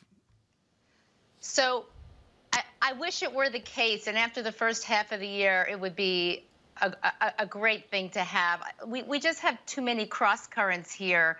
So as you've pointed out, the earnings that we got last night from large cap tech have largely stabilized and calmed markets because of the fear. But I'd say overall in the equity market, if we're trading about 4,000 here, the equity market is already pricing in the Fed pivot. The bond market is pricing in the Fed pivot. The earnings estimates are still not reflecting an economic slowdown, so those definitely need to come down. And I think the thought that the Fed is going to pivot on the first sign of top-line CPI or top-line PCE going lower because of the commodity price decrease, I think that's a little too optimistic. And I think we're working with an understanding of a Fed from the post-global financial crisis and QE, and not the Fed of QT. And this is a different Fed. And I think that has been largely put to the side as a left tail risk, but not a central scenario risk. Well said, Alicia. We've still got a 9 handle on CPI going into this Fed meeting, and we're talking about a Fed set up for a pause. We need to think about what's been unleashed in this economy, where we're seeing weakness and how it spreads. Where we're seeing weakness right now is in housing and housing-related industries, perhaps. I've got a ton of messages this morning about Sherwin-Williams. Sherwin-Williams, the paint maker, is down by about 13% in early trading. This is what they have to say. The shortfall in our second quarter results, demand pressures in Europe, China and North American DIY, and a continuation of the highest cost inflation seen in decades. Alicia, how do you think this weakness that we're starting to see is going to broaden out across this economy? Look, it's a really great question. What's clear is that all those industries and companies that benefited from the stay-at-home bubble are now deflating. And the question is, how much does that deflation in the stay-at-home sector now pass in to the rest of the economy and the rest of the companies? This is what we've learned from earnings season. The staples companies are doing well. They have pricing power. Thus, inflation will remain higher for that. The transition from goods to services, because goods were in a bubble, is well underway. And if you're associated with travel or leisure or restaurants at all, your earnings are fine. The other thing that we noticed on the consumer companies is that there's negative linearity in the quarter. So April was better than May, which was better than June. Something to think about as we move forward into the rest of the year as the economy slows. So these are just sort of really big picture things that tells you that transition from goods to services at some point may be a bubble also. We have these rolling bubbles as the economy heals and as we move forward to the next stage. And it's happening awfully quickly, as you can see in the sector performance of the S&P. Really complicated market, not smooth, but the VIX is at 24. The VIX isn't so worried. It's the bond market volatility that's still there. And I think until the bond market volatility subsides, it's very hard to go in, face first. Well, Alicia, to that point, just sort of to underscore it, do you think that the market reaction, the sort of positive feel that we felt last week and the better part of this week is incorrect, is an inaccurate reading of earnings that aren't quite as positive as perhaps they're being taken as? So I think that when the market reacts to really negative news with a stabilizing stock price or perhaps a higher stock price, that's a positive sign on the technicals, and I do not want to ignore that. So we've had companies that have cut guidance by 40%, and their stocks are now higher by 10% than they were the day they cut. That seems to suggest that in some sectors, you've already had the cut that is necessary to then go forward and grow from there. It's not happened everywhere. And obviously it hasn't happened in large cap tech, which is what is holding up the market right now. And so, yeah. Lisa, Alicia, we got to get this in. It's really important. Something Ferro doesn't care about. Deloitte says back to school supplies now are $661, up 27% from pre-pandemic. What happened? What happened is kids didn't go to school for 2 years, okay? It's the same thing that's happening in travel. People didn't travel for 2 years and children didn't go to school for 2 years. So this is a celebration of life back to normal. The question, that is where the wallet is going. It's going towards certain services and certain parts of the goods sector. But you have to ask yourself, what happens after that bump? What we've seen over and over again is that the over earnings in certain sectors does stabilize and go back to trend over time. There's been about $2.4 trillion extra in earnings since the pandemic started, and we suspect that that has to come down to trend. So that's where we are. We are marginally more positive. We still have a neutral rating on equities. We never went underweight on equities because it's too hard to time the market. We do think that the market is expecting a Fed pivot in the near term. I can't see how that happens. Once they made the policy error of being too easy for too long, the chances of overcorrecting and staying tighter for longer go higher. And so the market's already rallied 10%. So what are you playing for at this point? Alicia, I love you. That's just perfect. The kids going back to school, a celebration of life, getting back to normal. Lisa's face lit up as well. Alicia Levine of BNY Wealth Management. Go on, TK. Afterthought the other day. She goes, Isn't it a celebration of life returning back to normal, Tom? Sending them back. I have to have a Norris pencil. Folks, Norris pencils are British pencils. They're absolutely gorgeous. Stadlerism. John, did you use Norris I've got no pencils idea. in school? I've the got yellow no and idea. black ones? I often forgot my pens and pencils, Tom. That was a problem. They're expensive. The celebration and they lose them. Of life returning to normal. Yeah, me going to school wasn't a celebration. It might have been for my parents. I'm not sure it was for the teachers. That's for sure. Futures up 8/10 on the S&P, on the Nasdaq 100 at 1.3%. Looking ahead to more earnings at a Facebook later, Meta, and then on to Apple on Amazon tomorrow. This from the AC Milan fan club in Melbourne, Australia. We're waiting for you. Tom, we're waiting for you. Road trip. Okay. I am a member of the AC Milan fan club in Melbourne, Are Australia. You? Yeah, Really? I'm a very bad member of the club because I haven't attended any meetings, but we have to I'm a member. attend. Futures up It 8 says cents after Davos. on the S&P from New York. This is Bloomberg.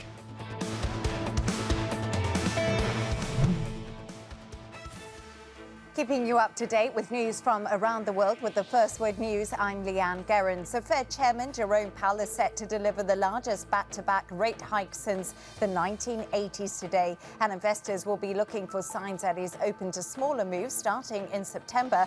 Policymakers are expected to raise rates by 75 basis points for a second straight meeting.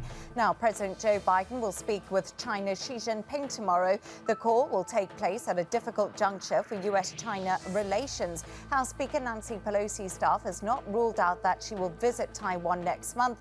China has warned against a trip. Beijing considers Taiwan part of its territory. For the second night in a row, the two Conservative candidates to succeed British Prime Minister Boris Johnson battled it out in a TV debate. Foreign Secretary Liz Truss and former Chancellor Rishi Sunak clashed again over the economy. Both accused each other of pursuing policies that are morally wrong. The debate was cut short when the presenter fainted. The debate organizer says she is now fine. It's a sign that Boeing's comeback is progressing. The jet maker increased deliveries of its highly profitable 737 MAX planes and sharply reversed its heavy use of cash.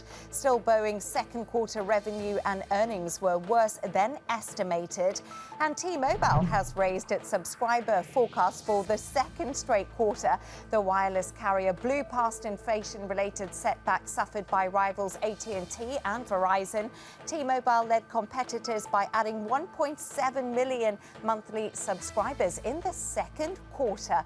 Global news 24 hours a day on air and on Bloomberg Quick Take.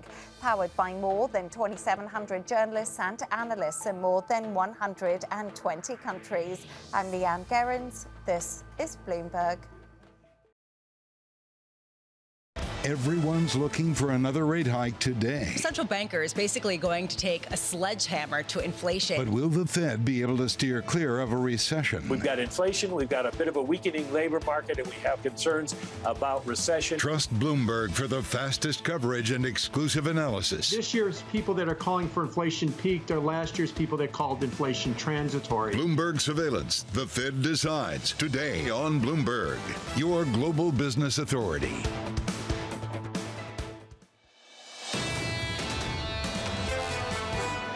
80 is not even that extreme. 65 is where one model says it should go. But look, the market is a balancing act. Just one model output isn't actually going to be where euro goes. We're looking for 95 by the end of August. It could get to 90 cents if Germany doesn't build up enough gas storage.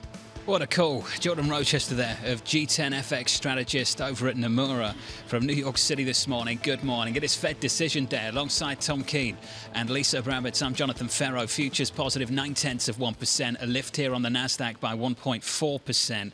In the FX market, the euro showing some strength, 101.48, up 1/3%. And going into that Fed decision, yields lower by a couple of basis points to 278.49. I have to say on the commodity side of things, no sign of major damage, even with this headline out of China today, that Wuhan has locked down 1 million residents, Tom. That it's still there. Lockdown lockdown off in China has just not gone anywhere it ain't working. 2 years. It ain't working, and you really wonder how it's going to fold in their domestic politics and, you know, the Pacific Rim recovery everybody's talking about. Seriously, Louis Vuitton today, LVMH, they were adamant of the hit they took in China. Oh, I bet, Tom. I bet in a big way. Yeah, they are. Futures up 1.4% on the NASDAQ with a very nice lift. The VIX, 24.33. We've been focused on Melbourne. Thank you to the viewers who corrected me that Perth is not off the Pacific Ocean.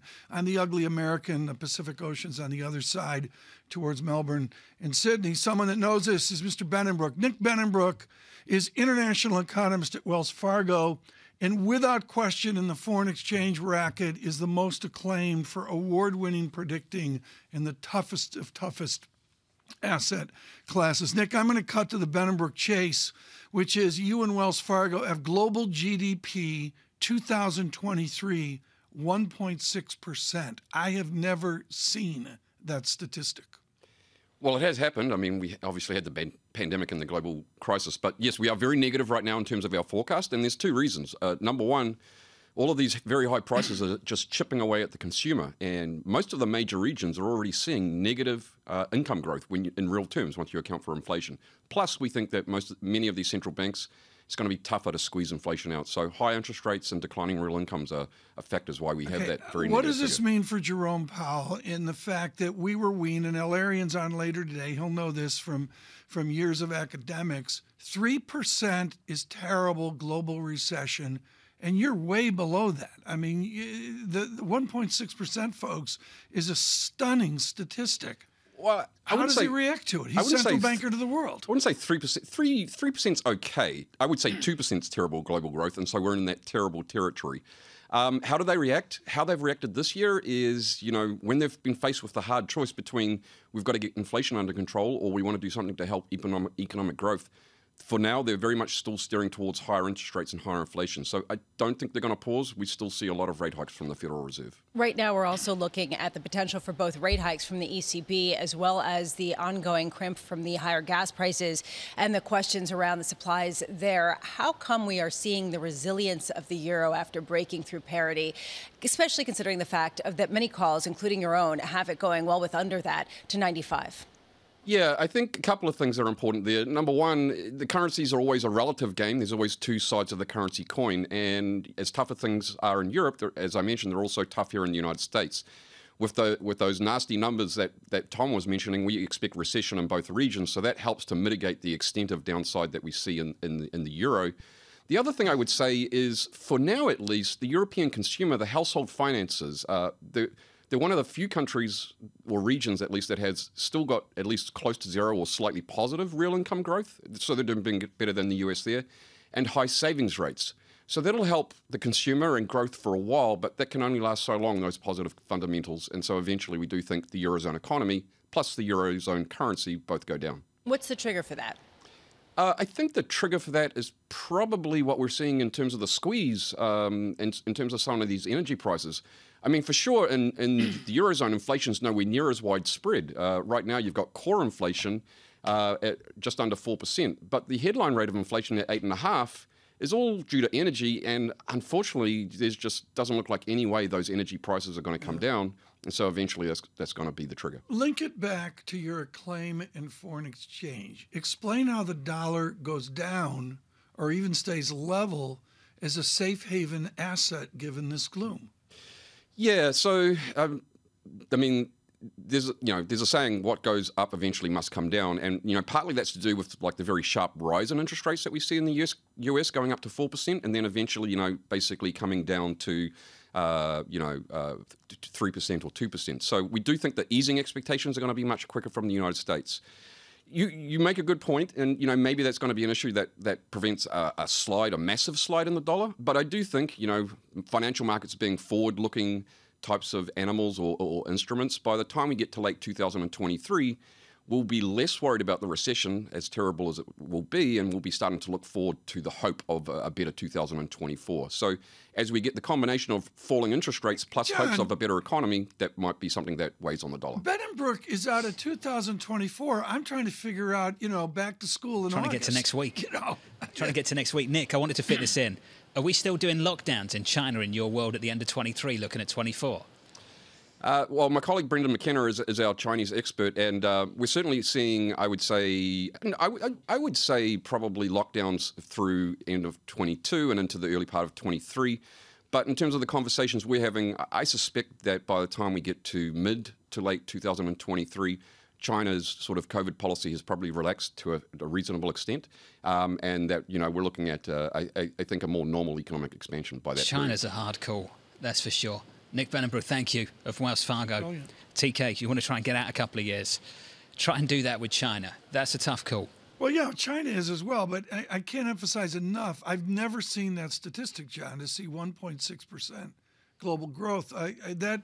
That completely reframes what the major central banks can do. Their, as Lagarde would say, their optionality or degrees of freedom is just completely constrained. On and off, Tom, that economy's been locked down now for 2 years, and we're talking about a third year of it, basically. Well, as you mentioned, Wuhan, I mean, I don't see any indication they're letting up, do you? 1 million residents? I don't see any indication of that whatsoever, Lisa. Well, how much is the political pressure going to really get to them after a while, especially after the party Congress later this year? Going to the Regina Mayer point that she sees some of that normalizing later this year, which creates an issue. Then for the crude market, if all of a sudden that demand comes back online in a cold winter at a time when there's already strained capacity. Speaker Pelosi, is she going to Taiwan? We'll see. August, perhaps. Anne-Marie's made this point a couple of times now. You've got to look at the domestic problems in China as to why perhaps they're making a much, much bigger fight out of this. I mean, it would always have been a fight and tension. Yeah. I get all of that, but this just seems to get bigger and bigger by the day. Domestically here in America too. Futures up 0.9% on the S&P from New York. This is Bloomberg.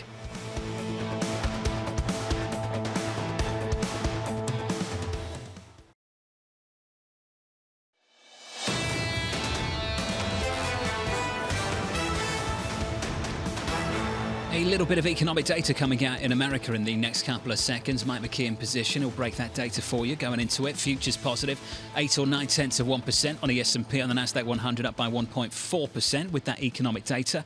Let's get down to DC and catch up with Mike McKee. Hey, Mike. Good morning, John. We've got some important numbers coming in that will bear on third quarter GDP. And so there are a lot of people paying close attention to what we are seeing this morning. The advanced trade good balance comes in at $98.2 billion. That's a significant decline from the 104 earlier. So that will count. That will be good news for the overall second quarter growth rate. Retail inventories up 2%. That's much higher than the 1.1% last time. And this may be one reason why Walmart and others have been complaining their inventories are too large. We're still stocking up. Durable goods orders just breaking, and this is a key for the Fed. What is business investment like? Durable goods orders up 1.9%, which doesn't tell you a whole lot because we're looking for the breakdown now in terms of capital goods. But I can tell you that capital goods shipments, non-defense, ex-air, this is the stuff that goes into GDP, up 0.7% after 0.8 the month before. The 0.7 is more than twice what was expected, so it suggests that business equipment that was shipped during the second quarter, in other words, counts on the books, was up significantly. So I think if you take the balance of the numbers that are out, and we just got the other durables numbers, ex-trans up up 0.3, and capital goods orders up 0.5%, which is the same as last month. So business is still spending, and it looks like all of these numbers this morning will contribute to second quarter GDP, will add to second quarter GDP. So maybe it pushes that recession tail a little bit farther out. Well, that's where I wanted to go, Mike. I mean, it's going to be the first question to Chairman Powell today. How does the Fed interpret this data and maybe a positive statistic on GDP? Well, they're going to be looking sort of beyond it because it's backward looking at this point. But what they want to see is consumer spending holding up. And we'll get that number on Friday. Unfortunately, they don't have it yet because they don't know what the services spending is like. And they want to see business investment remain strong. They can't do much about trade, although the trade deficit does come down. The strong dollar's a byproduct of their policies, so can't do much about that. And inventories, they can't do much about. What we're hearing from the retailers is they've got to clear that stuff out, which may be disinflationary if things go on sale. So things to keep in mind as we get the GDP numbers tomorrow that will be on the Fed's mind, even if they don't have the exact numbers yet. Mike, excited for your Fed coverage. A little bit later, you'll be working with us, so we're looking forward to it. You'll be in the news conference too with Chairman Powell. You know what that means, Tom? Chairman Powell waits and waits and waits and tries to avoid the might be key question. They all go earlier. It's a scandal as well. It's not on top. It's an outrage. John, very importantly, 2-10 spread goes to greater inversion right now off this data. It's a new greater negative number, a wider inversion. Yield's down about a basis point on a 10-year, Tom, 279.77. Right. And right now, a joy, as we will speak to Dr. Dudley this afternoon, Dr. Larian and other worthies on the Fed. We start strong with Edward Hyman. He is founder and chairman, head of economic research at Evercore ISI. He reports to Julian Emanuel on what earnings are doing. We're thrilled that Ed Hyman could join us this morning. Ed, your research note is classic Hyman today, and it is of things rolling over. And you hearken back to C.J. Lawrence when I read you like gospel. M2 is absolutely plunging. It seems out of another time and place. Explain the importance that M2, the monetary aggregate, is plunging straight down back near zero. Well, the growth is plunging, but boy, Tom, you're right to pick up on this, and I like to keep on it. Last year, money growth was almost 30%. And that's, I think, why inflation picked up so much. You can put it different ways, like we had the stimulus checks and quantitative easing and the bottlenecks, but you could just go to a Milton Friedman cut at it. But now that's come way down. And that, I think, explains why inflation is slowing.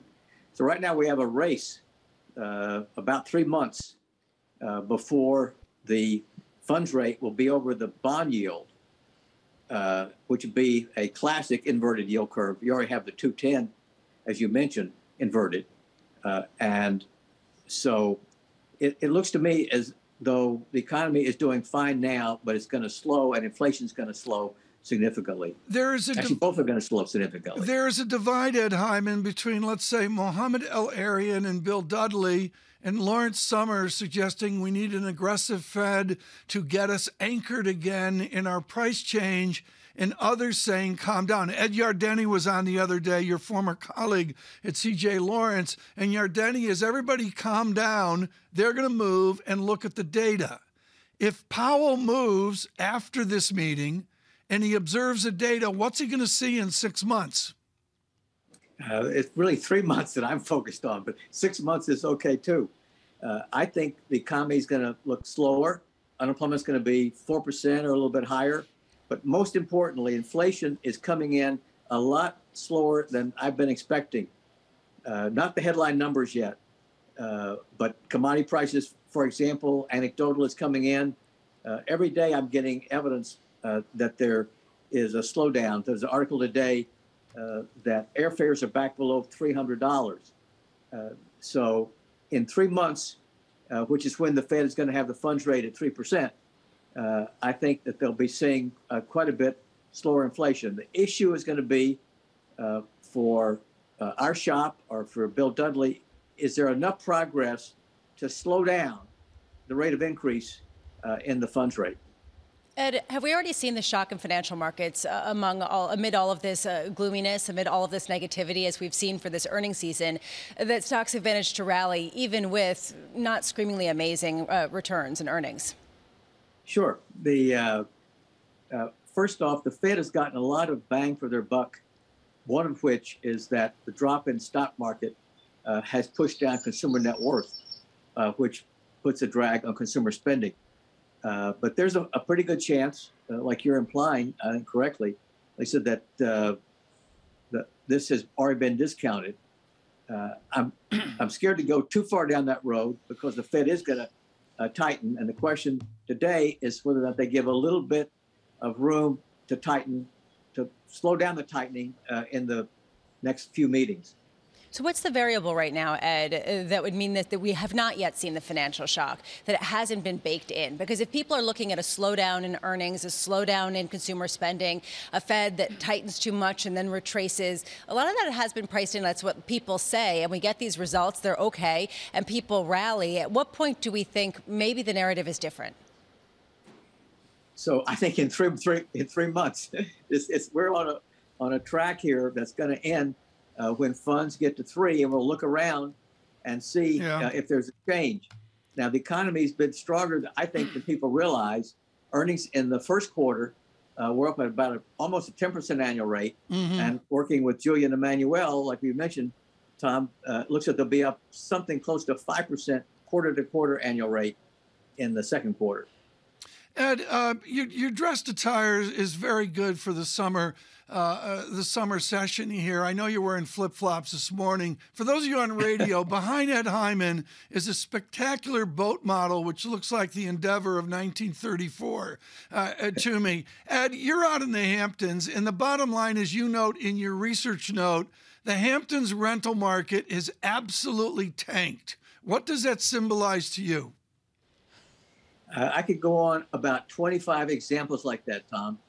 And I'm big on putting the dots together. And I think the tanking in the rental market in the Hamptons in August is just one sign that we need to take into account that the Fed tightening so far and the slowdown in the money supply and the increase in the mortgage rates and the decline in consumer net worth is all having an impact. We can't complain when prices are up, Tom, and then complain when they're down. It's great news that rental prices in the Hamptons are down because, Tom, they were obscene. They have been obscene for so long. Well, yeah, that's true. Smallest violin in the world playing for you there, Just for the record, I'm not in the Hamptons. You know, I mean, thanks for clarifying, John, Ed. You know, you could see Tom trying to wind you up there, I know. Yeah, my metric, John, is a cup of coffee at Provision out in Sag Harbor, and it's just outrageous. Ed Hyman of Evercore ISI. And Ed, we love the addition that is Julian Emmanuel to the team. Fantastic. We just heard from T-Mobile a little bit earlier this morning from the CFO. We saw a slight increase in bill payment delays. We heard this from AT&T. Yeah. Payment delays are up from 21, yet still below 2019. Customers are feeling the inflationary impact. They are, Tom. That's the story. Yeah, and just as Ed's talking here, the 2-10 spread is out to 28 basis points inverted. That's extraordinary, John. I mean, when Priya Misra told us it had near 50 basis points, I almost laughed her out of the room. We'll catch up with Priya later, Tom. Wow. Priya Misra from TD coming up on the Fed show, Lisa. Oh, is she on the Fed show? She is on the Fed show. I did not know that. I want to just sit on this T-Mobile headline that you were talking about, that they see that people are waiting a little bit longer to pay back their debts. And it goes to the conversation we've been having about credit card outstandings increasing as consumers lever up after eating down into their savings. How much do we see this coming kind of a pivotal point where you start to see leverage build up at a time when consumers don't have as much of an ability to pay it back, at least in the very near term, based on some of these indications? Again, the consumer's not that leveraged based on history, but it's something to watch on the margins as the story kind of enters the mid-cycle. Reading the tea leaves. We'll do some of that in the next hour on Bloomberg TV. Bob Michael of JP Morgan is coming up. Alongside Krishna Mamani, we'll catch up with him too. Morgan Stanley's Lisa Shallett and the Rio Tinto CEO will have an exclusive conversation with him. Really? In the next they hour cut their too. dividend. And then we can follow up on that in Melbourne. They did. When we go. I will see if Jacob will have us, Tom. Yeah, I'll ask him if Rio Tinto can attend in Melbourne. I'll ask him in the next hour. We'll keep this theme going. Superb. And then later, the Fed decides. All-star lineup. Looking forward to this. I don't know where to begin and end, but Mohammed's on the list. Mohammed Al-Arian alongside Priya Misra, Michael Ferroli, Diane Swong. Take your pick. Bill Dudley, Jeff Rosenberg. There is only one place to watch reaction and the drumbeat to the Fed on Bloomberg TV and Radio coming up later. It begins at 1:30 Eastern Time. Keeping you up to date with news from around the world with the First Word News, I'm Leanne Gerrans. Bloomberg has learned that the Justice Department is using a grand jury to investigate efforts by former President Donald Trump and his aides to overturn the election. The focus is on creating fake electors and pressuring former Vice President Mike Pence to refuse to certify the Biden victory. No comment yet from the Trump camp. Bloomberg has learned that Senate Majority Leader Chuck Schumer has told donors he doesn't think there are enough votes in the Senate to pass a big anti-tech trust bill. The measure is designed to pare back the power of companies such as Apple, Amazon and Alphabet. Still, the bill's co-sponsors have maintained they do have enough votes for passage. In Europe, natural gas prices soared again after Russia tightened its grip on the region's energy supply.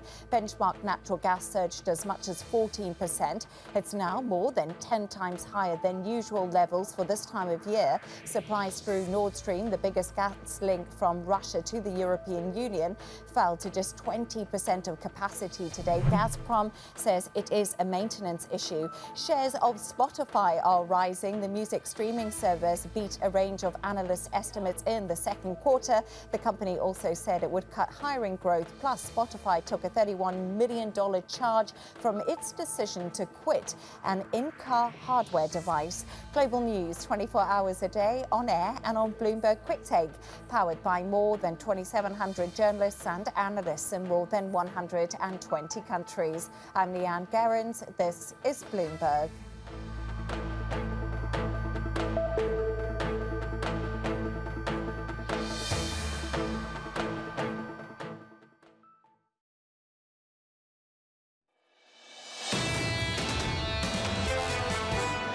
We look to see how revisions are unfolding in terms of forward earnings.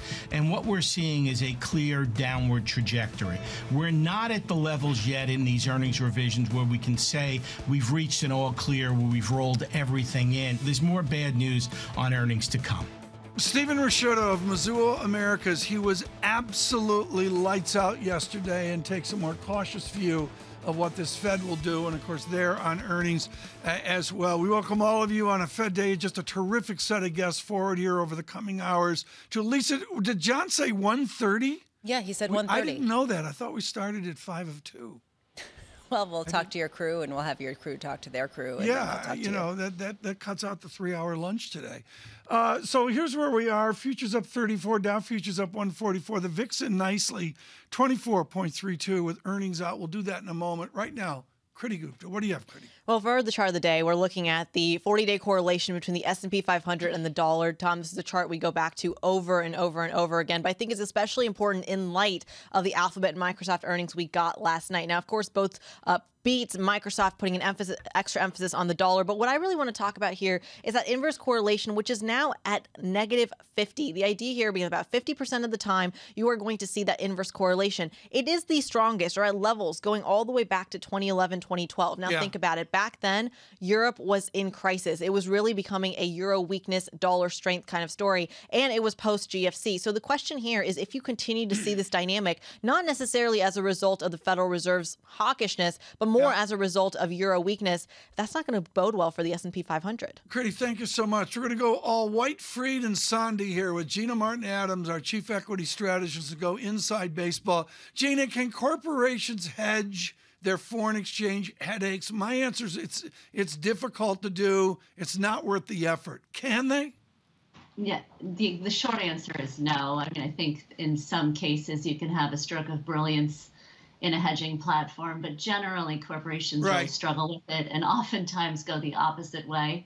So they don't spend a tremendous amount of time on it. I think the other thing with currency is it's not only tremendously volatile at times, but also tremendously unpredictable. So attempting to do so oftentimes just doesn't work. And the market, frankly, doesn't reward it either. You might notice that the companies that have mentioned the currency impacts, the market is simply looking through those currency impacts, looking at the impact of longer-term sort of core earnings.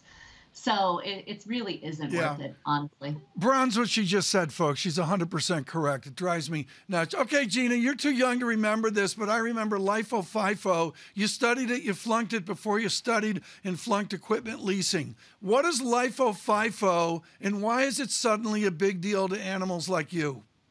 Yeah, well, it's a big deal because at points in the cycle where you have very big swings in inventory, it can have a pretty tremendous impact on bottom line. Whether or not a company declares their inventory as a first in, first out, once they sell the items that are first in, or they're selling the items that are last in, is really meaningful, particularly in points in time in which inflation is accelerating so rapidly. So I think it's going to be a relatively large issue for most goods sellers over the next couple of quarters. We're already seeing it impact the retail space, where retailers are declaring that their inventories are too large. Certainly those inventories were purchased at relatively high prices by comparison to the prices that they're going to be able to charge for those inventories once they go out the door over the next couple of quarters. And that could be pretty meaningful. I think we're going to see this extend into semiconductors companies, for example, over the next several quarters as we start to get product back online. Will they be overrun with too much inventory in an environment of shrinking demand? So it is, LIFO-FIFO will make a difference. Yeah. Mostly it's about the inventory cycle and the fact that the inventory cycle is colliding with some pretty profound inflationary figures. But to the extent that, company accounting can make a little bit of a difference, particularly in this kind of climate. I mean, Lisa, we lost half the audience there. That was so boring. But Lisa, the way to remember this is Celine sweatshirts are very FIFO. Thank you, Tom. That's how you do it. I mean, just if anybody's watching is worried about Celine sweatshirts, they're first in, first out. Gina, let's zoom out a little bit from Celine sweatshirts and just talk overall what we've seen from the earnings season, which has been, I guess, better than expected when it comes to the overall earnings. But the beats haven't been as big as they have been traditionally. Not as many companies have been beating. Is there a takeaway that amid all the gloom and all the negativity, at least economically, we have seen a bounce in so many of these stocks? Is there a technical reason to be more optimistic, as Alicia Levine was saying earlier? Yeah, I think that the takeaway for us so far is that we priced in a tremendous amount of weakness. In particular, what we've seen is a big divergence in performance between the companies whose stocks are down more than 20% year to date coming into earnings and the companies whose stocks are down less than 20% year to date. The companies that have been beaten up more are very clearly bouncing. Whether they miss or they beat, the stocks are bouncing. So we had a pretty significant, obviously we priced in a tremendous amount of weakness and probably more weakness than is emerging. That said, you do still have the potential for surprise. It's mostly concentrated in the stocks that did not perform terribly poorly in the first half of the year. So Walmart is the poster child for this. Walmart didn't even report earnings, but merely guided in a pre-announcement that really shocked the market. The result of that was tremendous downdraft in the stock price. But remember, Walmart has held up very well so far this year. So it's a matter of expectations. Expectations were extremely low across the board. Where expectations were still somewhat positive were probably in the stocks that hadn't underperformed materially. And those stocks are now experiencing a downdraft. But overall, companies still beating expectations at large, and that's created a little bit of a lift for stock prices. Hugely valuable. Gina, thank you so much. And seriously, that accounting discussion was really quite good. This is new for so many different people.